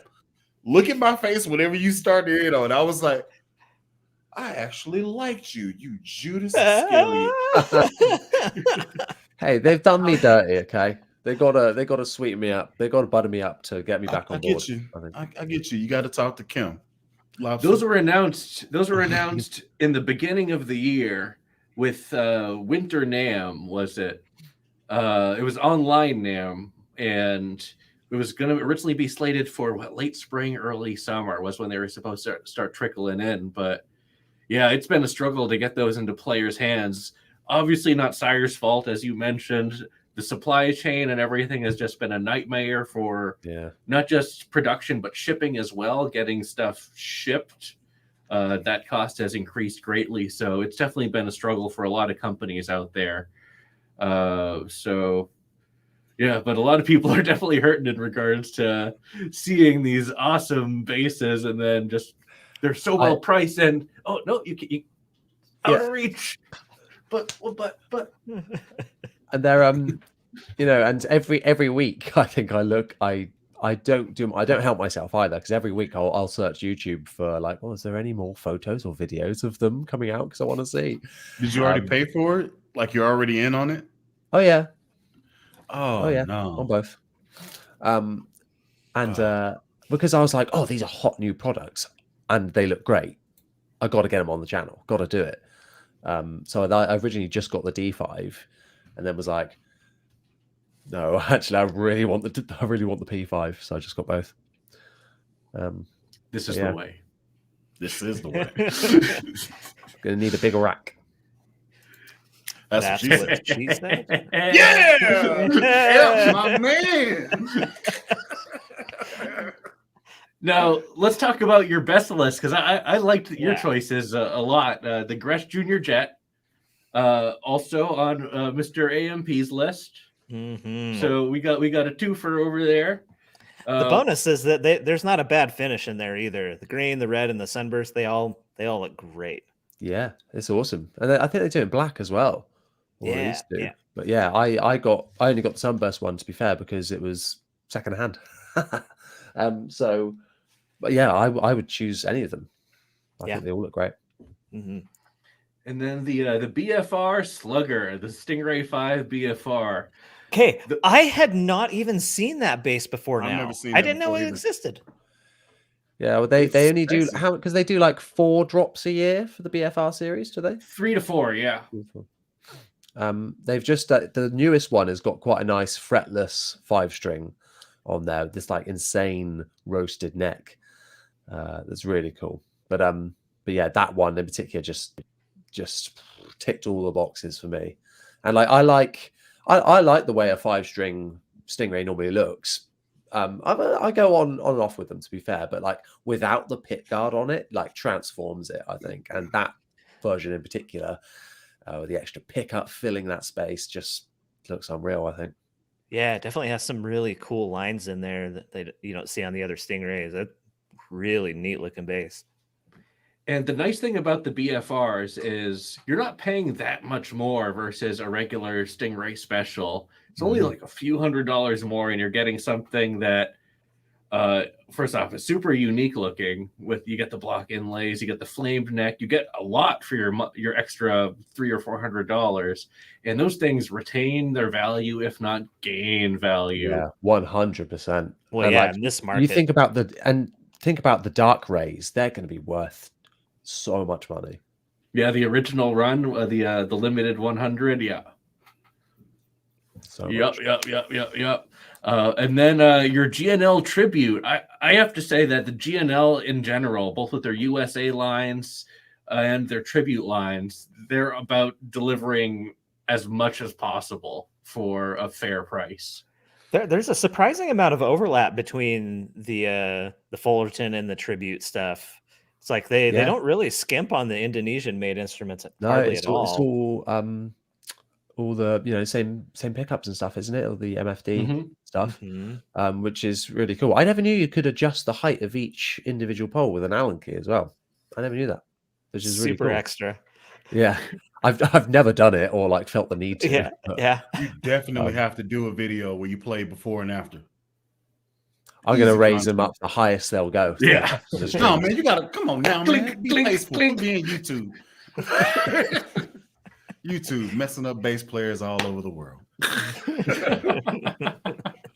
But yeah, like that is my first GNL I ever had, and it just plays so nicely. The neck is like satin back, which is just perfect for me. And yeah, I love it. It's on loan at the minute. Actually, it's not with me at the minute. It's on loan. It's the best, my favorite bass of the year, and it's on loan. But yeah, I'm looking forward to getting it back because I have missed it. Very Right nice, on. very nice.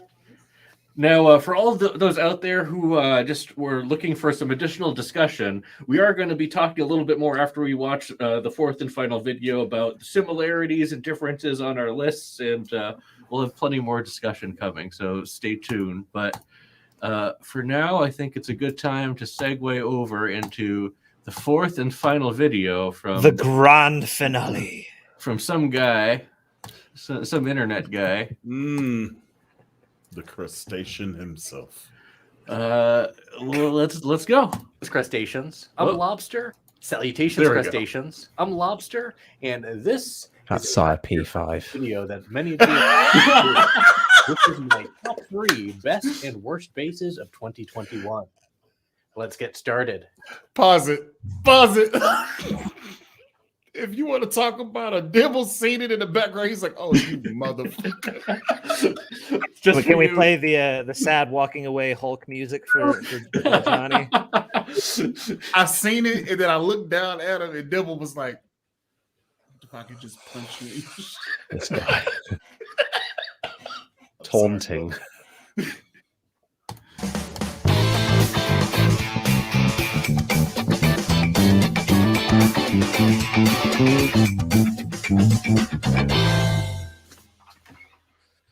Welcome to my top 3 best and worst basses of 2021. This series is actually a collaborative effort with 3 other bass YouTubers. We have AMP, the bass player, we have Jonny Dibble, and we have our friend BullyThaKidd. All 4 of us are going to be producing videos just like this and releasing them on the same day, December 28th. That day, we're also going to be hosting a live stream where we're going to watch each other's videos, react, and talk about our choices and why we picked them. Now, if It's you're like he watching knows. December It's crazy. 20th, Really meta. 2021, This is all go ahead scripted. and check the link down below for the live stream to watch all of that fun. But let's get started with my choices. Before we begin, why don't we go ahead and pinch that like button so my hand will turn back to normal.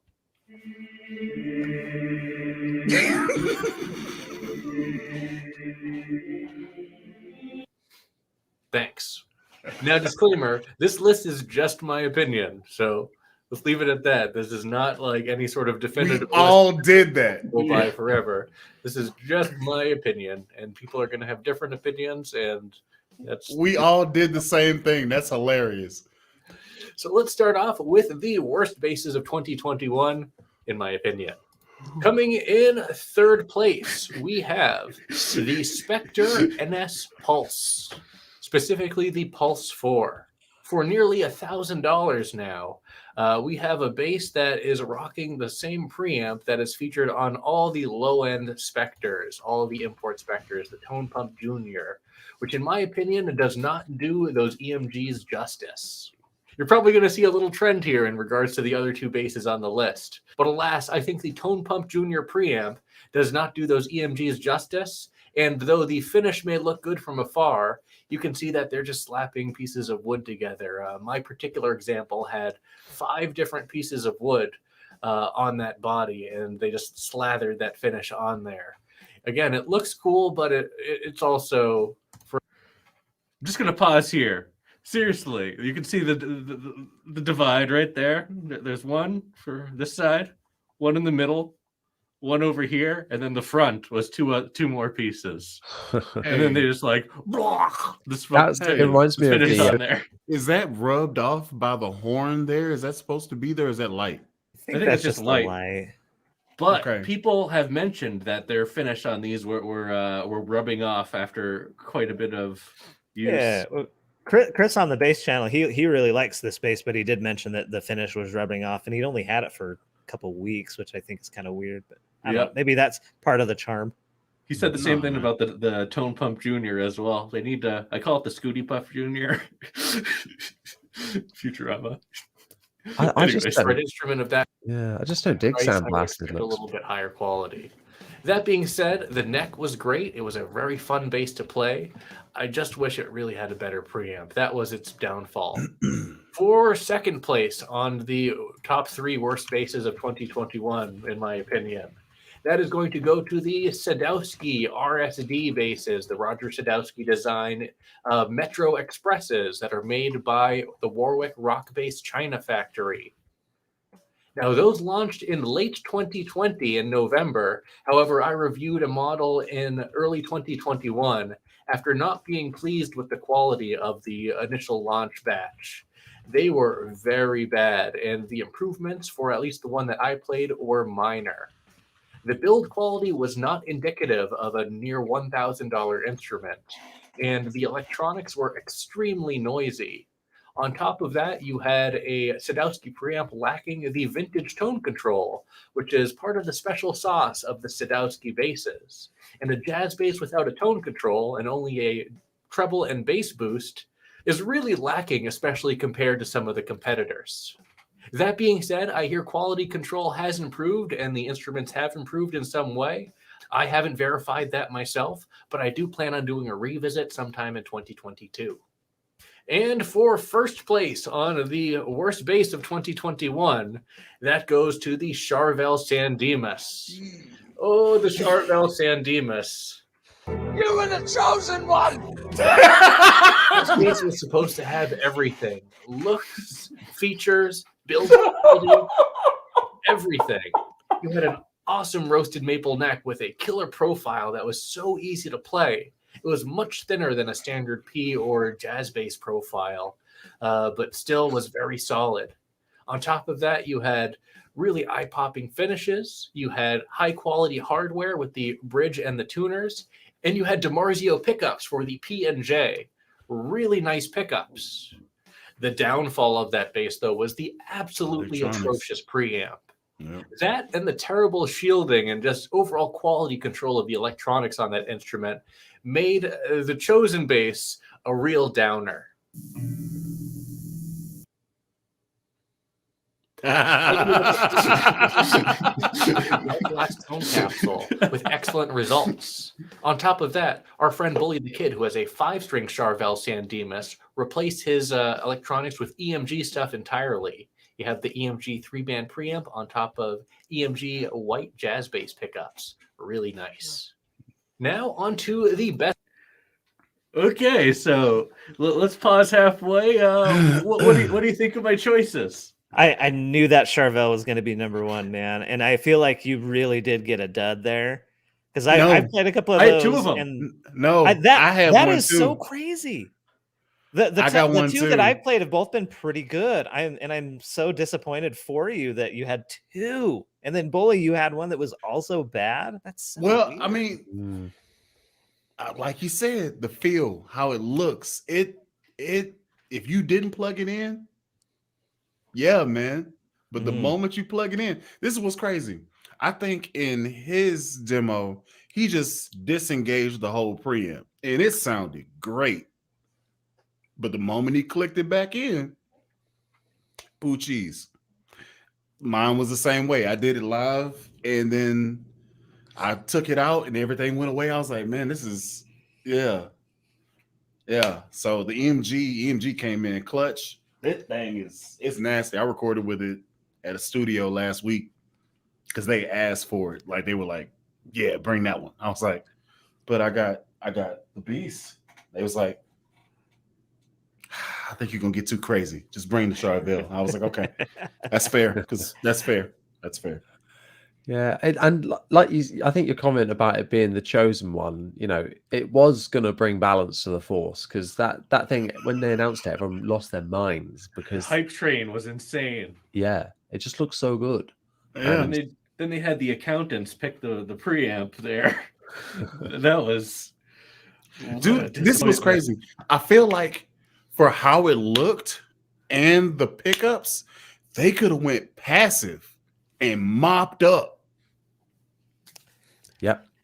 Well, They weren't they could've went trying to kind of hit the whole like Fender Boxer thing? I guess they ended up releasing those as well, but I kind of feel like that's the angle they were trying to hit was that 80s PJ thing, you know, Guns N' Roses and whatever. I mean, they had a few different models, but like their whole thing was candy paint, pretty roasted maple. It's gonna look the part. If you're trying to make a statement, you're gonna drop in, pull this bad boy out. This is gonna make a statement for you. Where they fell short was performing after that statement was made. So like you get there and then it's skit that dilly D and then you throw the bass behind your head, you know. So it, like I said, if you don't plug it in and you just sit there with it and take pictures, yeah. But the moment you plug that bad boy in and then do like record, you might as well just pull trial. Just drop trial right there. Just get to the track. And you said the key word there, Bully, record, because when it's a Fender subsidiary, and when people think basses you record with, you know, people think Fender, and you're going in there with a P-bass shaped thing with DiMarzio pickups, which record great, and you're going to plug into a mixer board or something like that, and it'll be a disaster unless you go passive. Unless you know that, and you go passive. It's like, oh, I'm just going to bypass all this BS. Side note. Go ahead. Go ahead. Thanks. So, what I was going to say before it's left my mind is like you said about you know, when like, no, don't take that really complicated active bass. Just take the passive one. Just take the simpler one. You know, some people, and especially in the studio, kind of prefer that, or like sound guys prefer just having that. That's why P basses, you know, fit so well, because they can just be molded to whatever you need it to be in a mix situation. They fit it out so well. So if they just made it passive, like I said, it would have been onto a winner. And nobody would have questioned anything, because how it sounds passive is like it lets the DiMarzios actually shine through. You know what I'm saying? Like they linked with the right people and then fumbled the bag on the actual bass and treble control. Like you might as well just not have done it. It'd have been sexy with just 3 knobs, you know. You didn't have to throw the whole extra stuff on there. I'm sexy enough with just 1 knob, so. Well, what I was going to say before I interrupted Johnny before is every active bass should have a passive active switch. That should just be a standard feature. I agree with that. I can't handle the battery anxiety if there's not a passive mode on a bass. It probably won't be a problem. Potatoes? Oh, you got potatoes. Shove a tater up in there. No, I mean, well, you need like 12 of them in a tray. You also got to get the wiring right, but it can be done. He played it. He did it. That was EMGs, right? Yeah. It's very good. Very nice science experiment. I enjoyed it a lot. But everything we said about the Charvel can also be said about that Sadowski Metro Express. Those were also hyped up as finally the obtainable Sadowski that will give people that Sadowski tone without having to drop, you know, $2,000, $3,000, $4,000, $5,000. And wow, what a disappointment those were. Yeah, Sadowski, like they probably risk hurting their brand a little bit, because like in my mind, Sadowski's always been like, you know, top tier. Well, I'll never be able to afford that good of a bass kind of a thing, but put out a dud like that is to compete with all these other guys that have been doing budget instruments and are really good at it for a long time. Like that feels pretty bad. Yeah. And especially because these basses, they're jazz basses with a 2-band preamp, boost only, and no passive tone control. Why do you have a jazz bass with a 2-band boost only and no tone control? Why would I want that? I can buy any jazz bass and I can buy the Sadowski drop-in preamp. And then I have the tone control in that. And the only basses I can see, like having no tone control is a bugger. But having it, you know, like on the Jackson that it had, it's got this massive preamp on it. There's 2 really hot humbuckers, you know, or that can be split, but I don't really miss a tone control on that kind of bass. If you're going for a more traditional style, yeah, you're going to want that that tone control for sure. And From what I understand, they offered the tone control as well as hum canceling pickups as an upgrade, but why not just offer that out of the box? I think people would be willing to pay the extra $100 or so and just not have to worry about that, or not have to be like, okay, I'm going to drop $900 and then $200. Like, just make it one and done if that's what you're trying to do. How much is the Stowski Battle Pass Season 5? Oh my good. god! DLC Don't tone you control. dare give them ideas, Johnny. I don't want DLC for my basses. Oh my god! You already this is got a huge. Fender Rumble. You're right there at the door. You want cut on your preamp? Do you? Get that wallet out. It's $9.99 I a kid, month, I baby. kid. $9.99 a month. Come off it. Oh, subscriptions for bass gear. The That's tone my worst pass. nightmare. The tone pass. What have we done? Deactivate that your is- app. That's a Pandora's box, man. We don't want to go there. Okay, so I think let's continue on with the best of 2021. Best basses of 2021, in my opinion. in my The opinion. whole back wall. Third The whole place. back wall. We have the Earth Music Man Dark Ray. Hey, there it is. This took the bass community by storm with an integrated Alpha Omega dark glass circuit right in the bass. You had a cool little LED light around one of the controls as well, and it was just a really nice integration of onboard effects on an instrument. I really appreciate to see that level of innovation from a mainstream company like Music Man, so I hope to see more cool stuff like that in the future. For second place, we have the Sire P5. Out of the box at $500, this is the best P-bass value you can get in that price point. This is much better than a Fender, much better than a Squier. Its only real fault is the pickup lacks a little bit of low end, just a little, but I think that Sires also make a quality mod platform. You can drop just a little bit of money on a pickup and maybe a full bridge, like this all-bridge bridge here, and turn this bass into a absolute slayer of a P bass. I absolutely adore Poor this Johnny. bass. The one sour spot which is preventing this from being first place is the availability. Very few people have been able to get their hands on the Sire P5, and that's due to the pandemic, the ongoing pandemic that has just wreaked havoc with supply chain.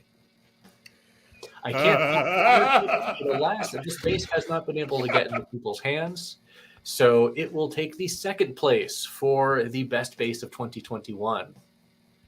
Number one for the best bass of 2021, in my opinion, is the Guild Starfire 1. That bass was quite a surprise.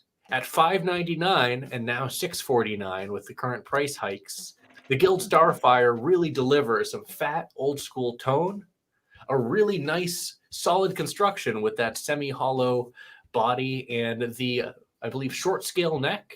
It does require medium-scale strings, however. I appreciate the tailpiece design a bit more than I do the three-point bridge of the Jack Cassidy, and it does come in nearly $200 cheaper than the Jack Cassidy. So that's quite a bit of savings for a very old-school semi-hollow body bass. It's, in my opinion, one of the best values of 2021. And if you're in the market for a semi-hollow that delivers some old-school, warm, fuzzy thump, then the Guild Starfire 1 is definitely the bass for you. Now, keep in mind, none of the companies here are paying me in any way, shape, or form to have them on this list. This is all just my opinion, and I definitely think that that Starfire 1 was a killer release for 2021, and in my opinion, the best bass of 2021 to be released. I'm very excited to see my friends' videos. We got AMP, Jonny Dibble, and BullyThaKidd, who are going to all release similar videos, and we'll be having a live stream December 28th at 9 p.m. Eastern Standard. Well, that's it for this video. Thanks for watching, everyone. Be sure to like, subscribe, join our Discord channel, and leave a comment down below. Let me know what you think about my top 3 best and worst basses of 2021. And as always, until we groove again. Wow. Wow, wow, wow. That was definitely a surprise. I was not expecting the Guild. No. Yeah, Out of I need to nowhere. hear. I need to hear this. Explain yourself, sir. I feel like this has the same type of vibe as an acoustic bass, to which me and Amp agree. Sorry, my computer is I think the pump is dying on my liquid cooler. But Oh, anyways, no. that's what that terrible clicking sound is, if you can hear that. But so I'll make this brief. The Guild, it launched at $599. It's now $649. Is like the best entry into the semi-hollow bass market, in my opinion. You have really quality construction. You don't have the annoying 3-point bridge. So it's still a tune-o-matic, but the crappy thing about the 3-point bridge and the Jack Cassidy, and you'll see a lot of forum posts about it and pictures, evidence, it even happened to mine, is that over time, the 3-point bridge and the little the threaded inserts that it goes into pull out of the body. Ooh. Over time. And it's kind of, you have to get them reset or whatever. But with the Guild piece, the tail piece is around kind of where the strap button is, and it's kind of at that right angle. So it's not, you're not pulling out of the body. It's the way the string pulls is a lot more, I guess it's better. Do you find that helps it like resonate through the body as well better? That kind of bridge setup? Because I'm looking at a picture of it now, and that is quite the bridge. Yeah. I don't know if it really helps, but I know that bass just sounded incredible for the price. I thought it sounded, you had that thumpy low end, the woolly mids that you want out of a semi-hollow, but also a lot of top end clarity. And for a single pickup bass, you had a series parallel push-pull to give you different voicings on the pickup. All for $600. You get the quality construction, semi-hollow design. It looks elegant. It sounds great. And with a set of flat wounds, I mean, it was butter. It sounded so good. You're making me Okay. really want a semi-hollow. Damn. But here again, the 1 point for Gibson, at least in my opinion, I think the Jack Cassidy is so much cooler looking. I think it's a slick looking bass. Styling wise, so Jack Cassidy wins hands down. That is probably the best looking semi-hollow on the market. And the That new said, colors. I don't think I could rock either of them though. I'm way too short. That thing would look weird on me. We look like a little kid trying to play that bass. Hey, the Guild is short scale. It's what 30.75, but with the tail piece, it ends up needing medium scale strings. Mm. What exactly? What type of music are you playing with the Jack Cassidy? Maybe I'm just not. Oh, shoot! What was that song? It's an Adele song that was recorded on a semi-hollow, and then she also did an SNL performance, and you can see the guy in the back there with a semi-hollow bass, and it sounds really cool. Maybe I can find that song and I can tell you what it is. I just don't know, man. I don't know, man. They work well for like mellow pop. They work well for a lot, especially with flats. I mean, pretty much I feel anything like that's just a P besides bass. metal. Yeah, but it does that kind of warm woolly thing better. But the P bass, you can get growly and gritty with it a little bit if you slap on some rounds. Whereas like you don't really do that with the Jack Cassidy. Like the Jack Cassidy is smooth. What's the give me the name of the Guild bass again? What's the name of it? It's the Starfire 1. All right.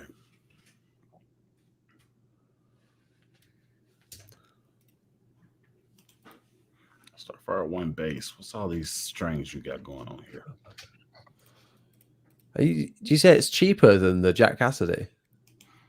Yeah, about $50 or $100. The Jack Cassidys I've seen are listed at about 800 right now.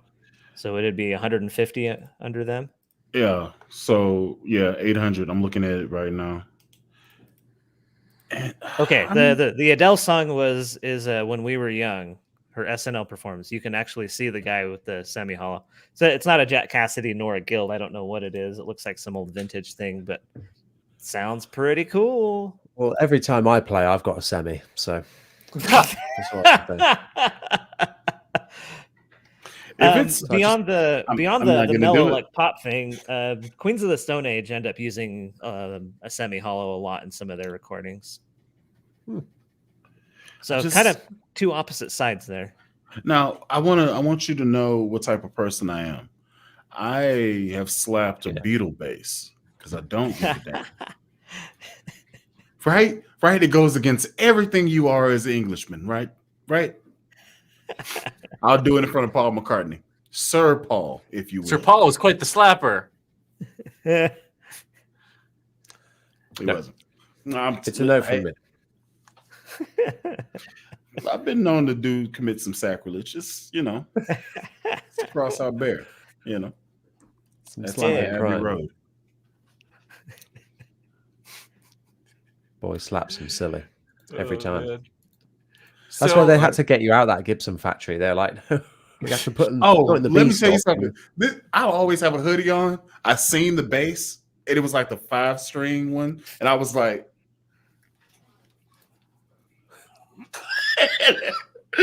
Erica was like, "Don't you dare, bitch."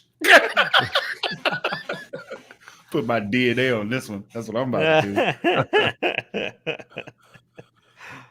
I got about 30 seconds in the forget me nots before everybody turned around.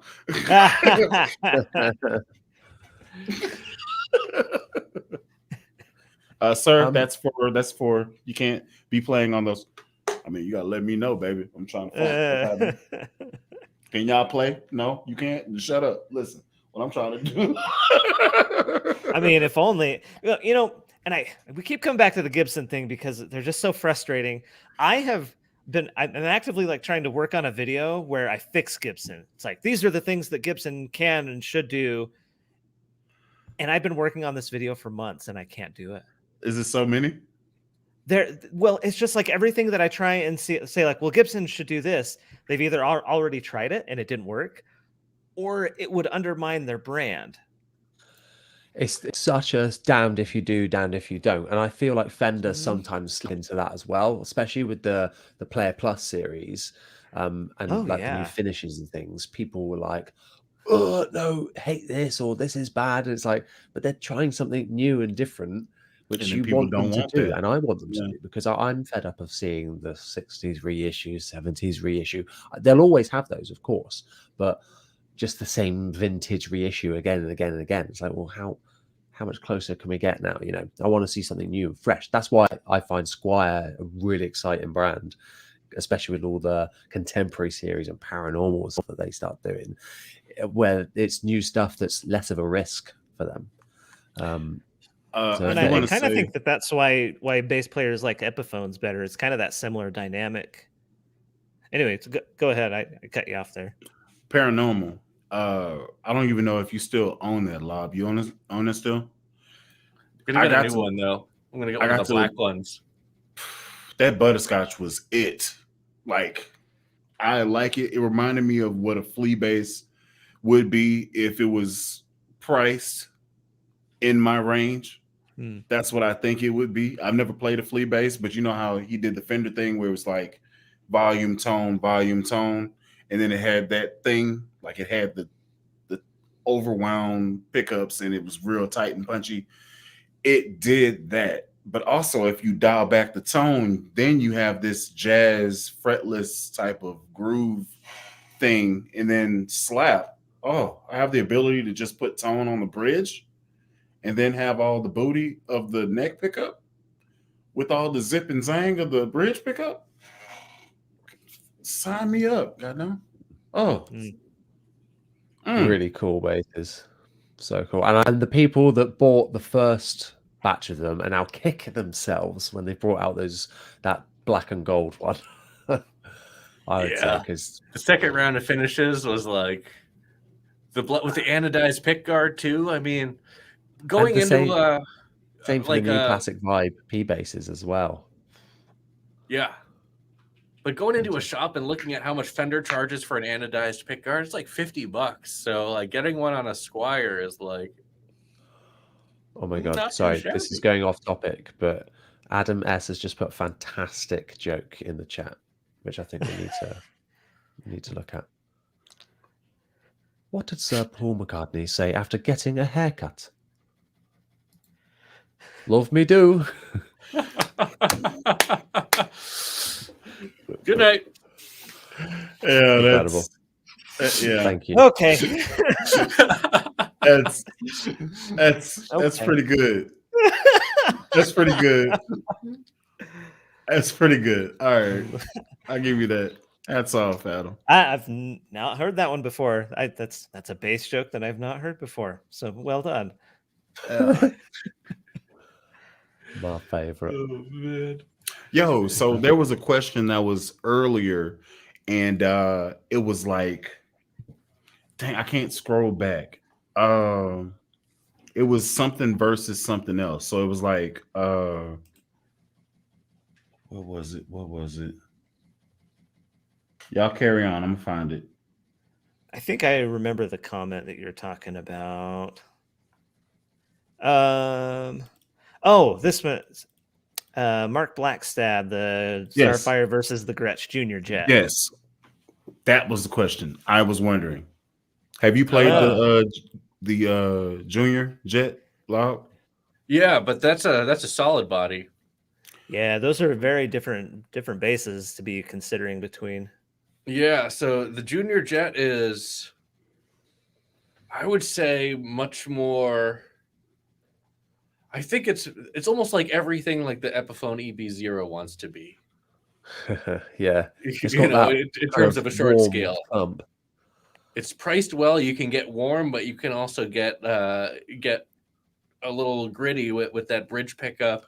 You have individual volume and tone controls, and it's just a nice little classic inspired Distortion short on scale that bass as well. Those pickups soak it up so well. It sounds so good Yeah. playing with the pick. Wasn't it the not Royal Blood? Yeah. Who was the guy? Oh, it was the Royal Blood guy. Yeah, Yeah. He's been on tour playing that the Junior Jet. Yeah, and in interviews he's just like, yeah, it's cheap, wasn't it? So could just if I needed more, I could just get them. And yeah, and I love that. I love it when artists get something that's attainable and set an example of like you don't need. Obviously, he's got like this insane amp setup, of course, but like in terms of bass, like this is what I can get away with, and I'm a professional musician. Yeah, well, I think that just shows like where our quality control is at right now, just across the board. Most basses coming out right now are probably better than the original run of Fender's 50s P basses. Frankly, like we're like so biased towards vintage instruments because the ones that stick around were obviously the good ones. And all so- the iconic tracks have those instruments on them, Yeah. and the bass players that are well known for them have made them so famous, So, and it's not going to be everyone's cup of tea. Like I didn't get into P basses for a long time. Like I was always like, why would I ever have a P bass when I can have a jazz bass, But then you just kind of, as your tastes kind of develop, then I was just like, oh, I'm just so into this now. And I think, trends come and go in the guitar world. And as technology develops and everything, and the way that we produce basses and all those systems change as well, the world just completely transforms. So we'll always look back on the simplicity and how that just always worked, but it always worked because that's all it was as well, Yeah. So let me ask you this. Was there a specific song that made you go, oh, well, what type of bass is this? Not really. Well, I always knew what P bass was, and like because I owned P basses. My first two basses were P basses, but then I didn't really know how to utilize them the best. I was always scooping the mids out, But and I was always, my first favorite bass player I think was probably Mark Hoppus, and classic P bass user, and so I've always dug that tone, but I found myself preferring the neck size of a jazz bass and being able to find my sound coming out of a jazz bass and then into like a Stingray and then back into the P bass. I think over the years I've kind of discovered that I prefer a simple bass and like the limitations that come with something like a P bass, and just how well it works and how it fits in so many scenarios, genres, mixes. It just really works. And of course they just look incredible too. But no, there's no specific song. I think P basses become more appealing as one matures as a player, because I think many people start off with a P bass. Like mine was a Samick P bass. It was a blue one. It was my first P bass, and like blue. I just think back, and I mean it was crappy, but it was like. It was a decent bit. Like it was better than the Epiphone I had after it. Right? You have a respect for where you started, right? And it's just something about that crap that's familiar. And it makes you kind of smile to know. Yeah, that's exact. Man, I hate to take this over, but I gotta say it. This bass right here is the first bass I've ever played on. This is 16, 17 years ago. This bass right here.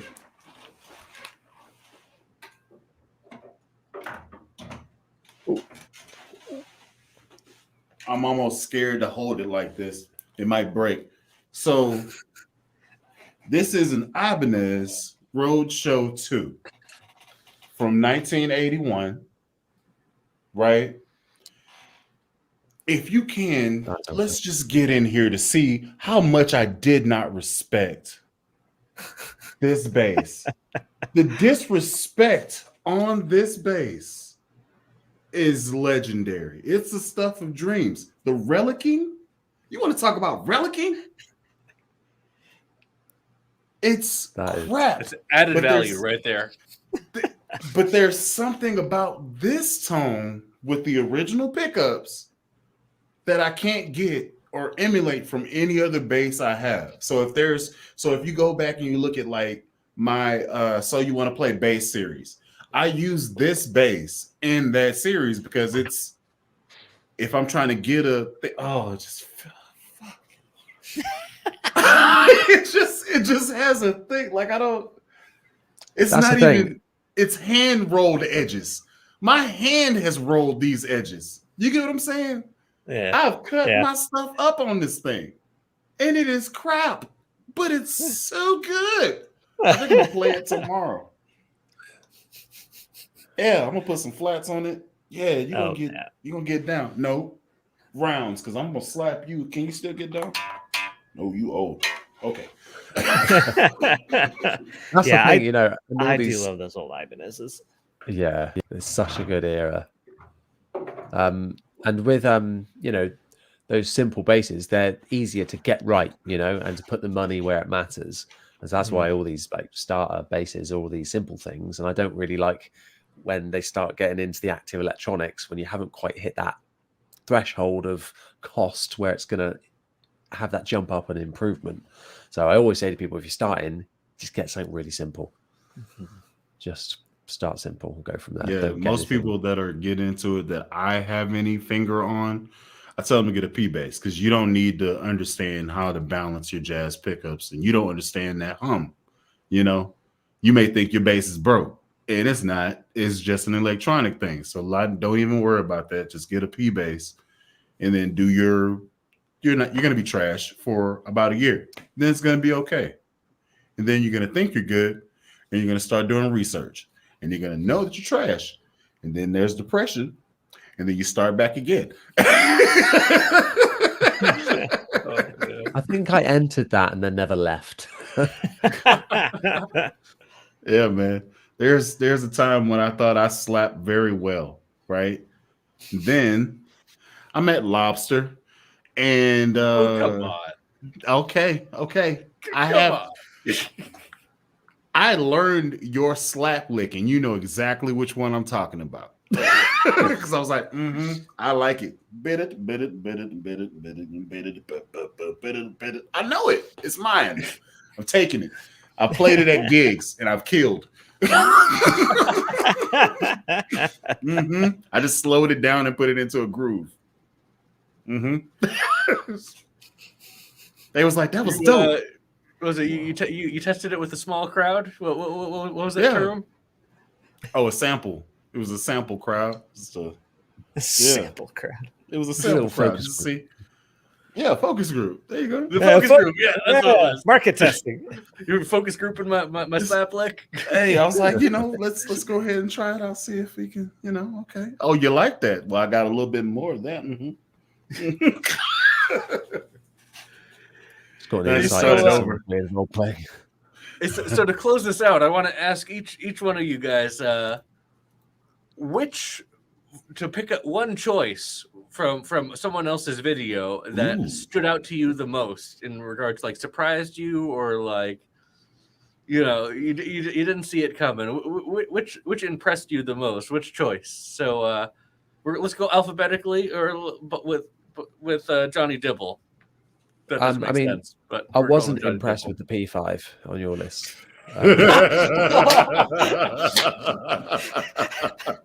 I just Oh, something happened to Jonny Dibble. Oh, he came back. Yeah, boy. Oh, I'm out of here. The pettiness. Oh God! Oh, that was great. I love the P5. It's my favorite. At this rate, Si aren't even going to send it to me. I thought the Guild was the most surprising one, and particularly poignant for me because at the minute, only today I was like, should I get a semi-hollow?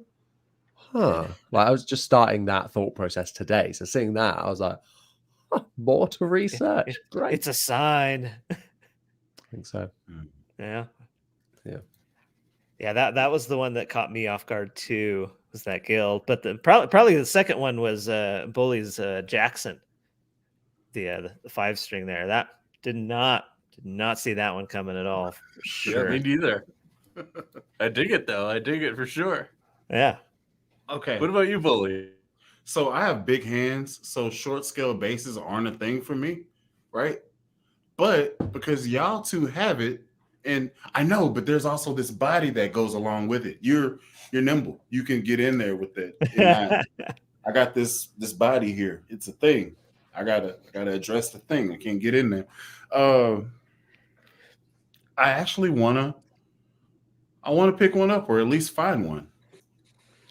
I want to find one. Because I got to play the Sire U5, right?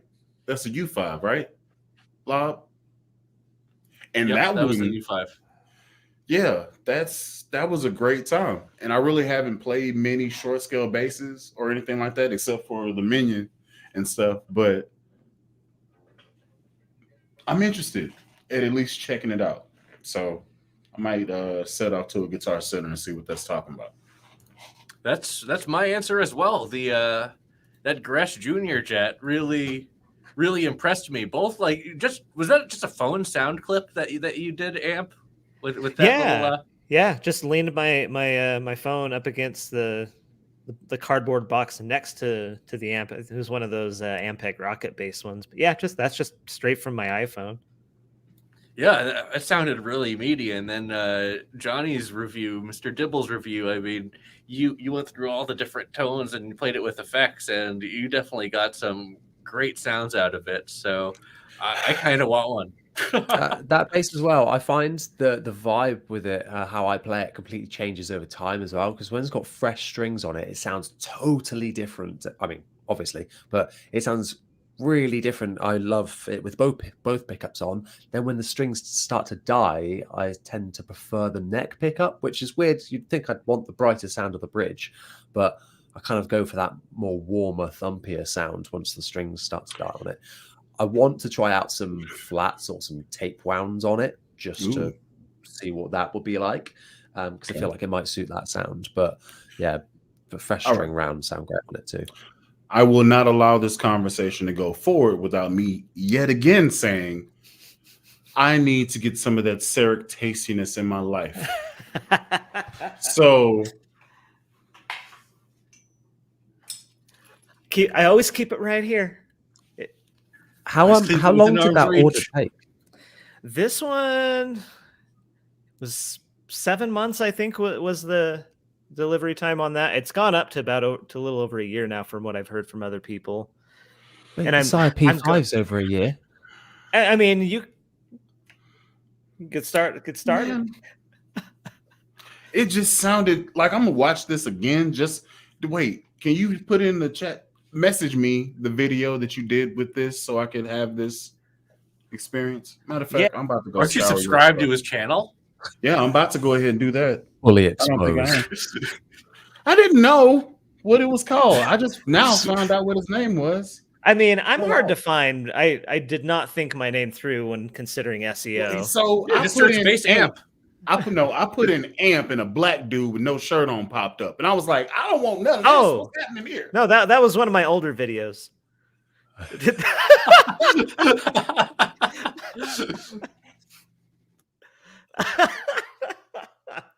Bro. You know, this is 2021. I'm not gonna put it past you. It's none of my business. Not gonna Oh, do if it. you guys missed it, this is the Sarek Lincoln. There in the chat for you. Amp the bass player. Let's go ahead and just search your channel for this Sarek. Go 4 ahead. string and 21 frets ago. 4th string at 20. Ooh. Oh, you just did a review on it. Yeah, I've only had this for a couple months. When did I get it delivered? September? And then you played Smoking Out the Window on it. Fucking cue that up when it's over with. Quick Good choice. thing about that video, I recorded it through OBS, and so it didn't quite line up, and I didn't really like look at it that close before I just uploaded it. And so I feel like I'm rushing that entire song, but that's because it's like the recording is offset, unfortunately. I'm not gonna be watching this for your hands. I'm watching this for the smell. My eyes are gonna be closed. I have to make me a night for myself, get me some wine and stuff, take my shoes off, socks. It's gonna be an event. Is there a robe? I feel like Dibble. I feel like you should have a robe on. I feel like that's the type of posh Englishman that you are. You know, The kind of vibe I need to live up to be honest. I think I'm looking quite posh today. you are agree. very kempt. It's nice. I shaved apologize my beard if off for you, so I look more. Thank you, sir. I It's appreciate all about it. establishing the look in your brand. See, I do the pajama pants. You got to get the robe game going. Got it. Stop. I've already made knobs my brand. Okay. Knobs. Come Want out a with it, knob baby. shirt. I'm buying that Want- shirt I want a knob shirt. from across the Coming pond. soon. No, Seriously, man, you got to make the knob Let shirts me happen. not do Yes. that motion when I say knobs. That's not okay. Wait, knobs. That's not all right. Have I just cancelled myself? It's been worse things happen. Hey, well, you had a How do you good feel run. about those preamps that have big knobs and small knobs? Hey, what I always say is there's nothing wrong with a small knob, so that's fine. Does They it come in all shapes function? and sizes. Is really does it function? Okay. Does it mid-frequency sweep is what I'm looking for. Okay. Oh, it went and got dirty. In This here. is a bass conversation. Of course I'm gonna do bass jokes. What are you saying, man? I enjoy 3-band, if you get what I'm saying. It's not Is it a crazy push with me. pull? Is it Madonna- a push pull only? At least once.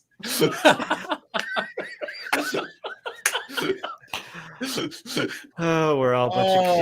Oh, let's not even talk about my 5-way switch, okay? It's my bass. It's my bass. It's right there.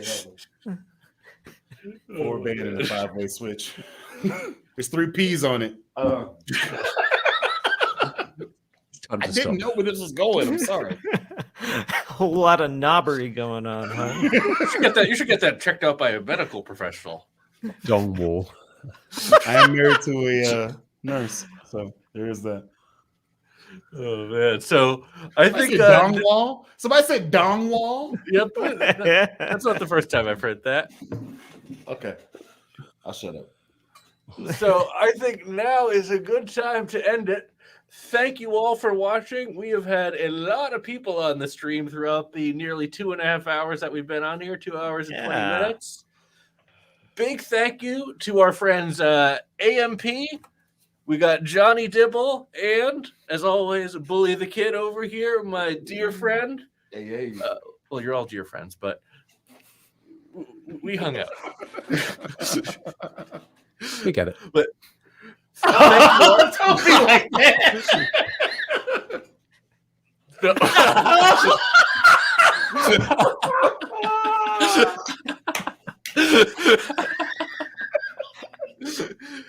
Oh man.